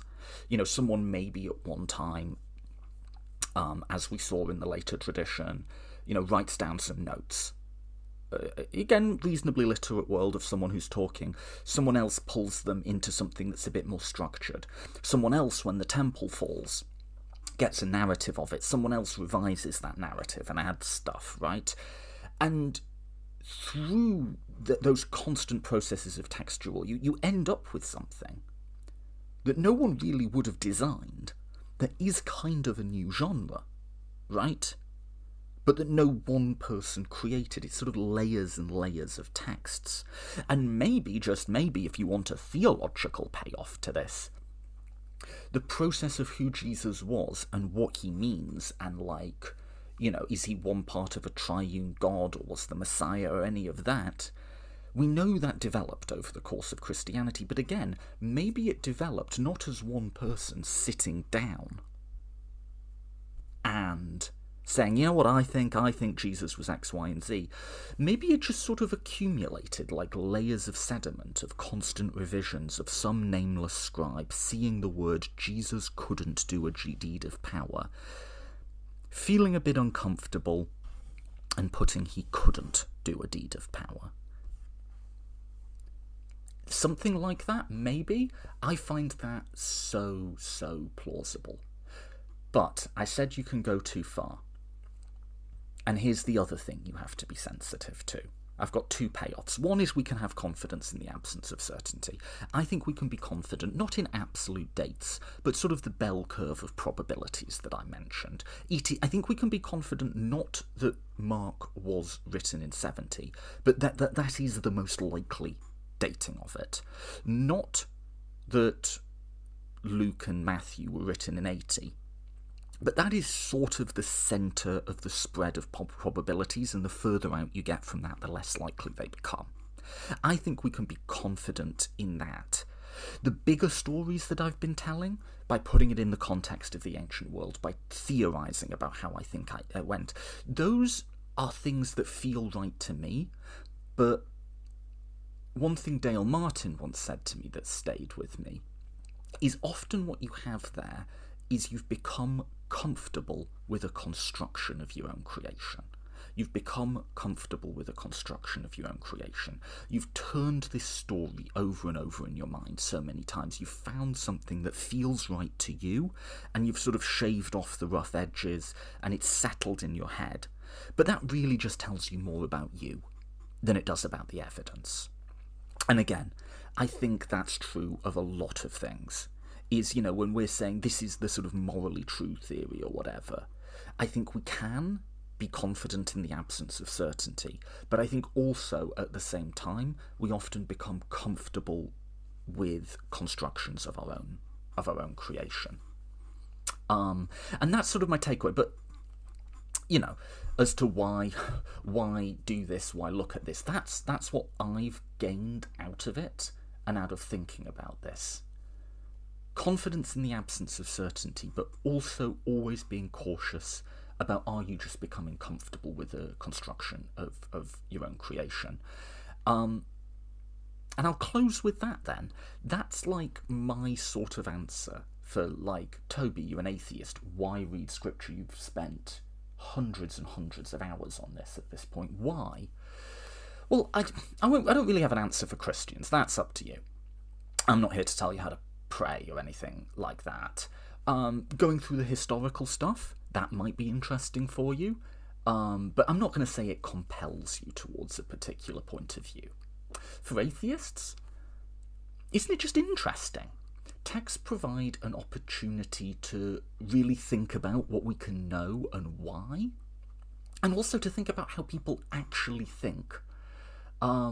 I've got so much, and see my political apocalypticism episode, about how people pass on ideas, how people formulate views of the world from scripture. And in many ways, much more so, and it's given me fresh insights and fresh lenses on how ideas are actually passed on than I have for, like, theoretical accounts of how people behave. People who start with, Homo economicus or something like that, or historical materialism, both of which are useful and both of which I like, but you also can learn a lot from going to a completely different time and trying to really trace as accurately as you can, in the midst of great epistemic uncertainty, what actually seems to be happening here, because apocalypticism and prophecy are not unique to scripture. These are features in how we communicate politically now. I've talked about how apocalypticism is still very strong within political movements, and although the language is very different, the mechanics of it are the same. I think the same thing is true with prophecy. I think we look at people and we follow commentators, like, based on who gets the right calls, and everyone's always trying to say, I told you so. I'm guilty of that myself. I've said on this podcast before, like, oh, I correctly predicted Trump and Brexit. That's true. Why am I saying that?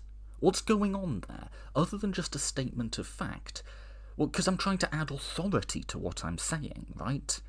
So the mechanics of how prophecy works are still central and embedded in, and you can sort of get a handle on this, how it works, by thinking about how it presents in Scripture, and just look for it. Once you've engaged with it properly, look for apocalypticism, look for prophecy, look at this constant process of revising and reinterpreting and redefining prophecies, and you'll see it everywhere in contemporary politics. And isn't that just kind of cool and interesting to think about?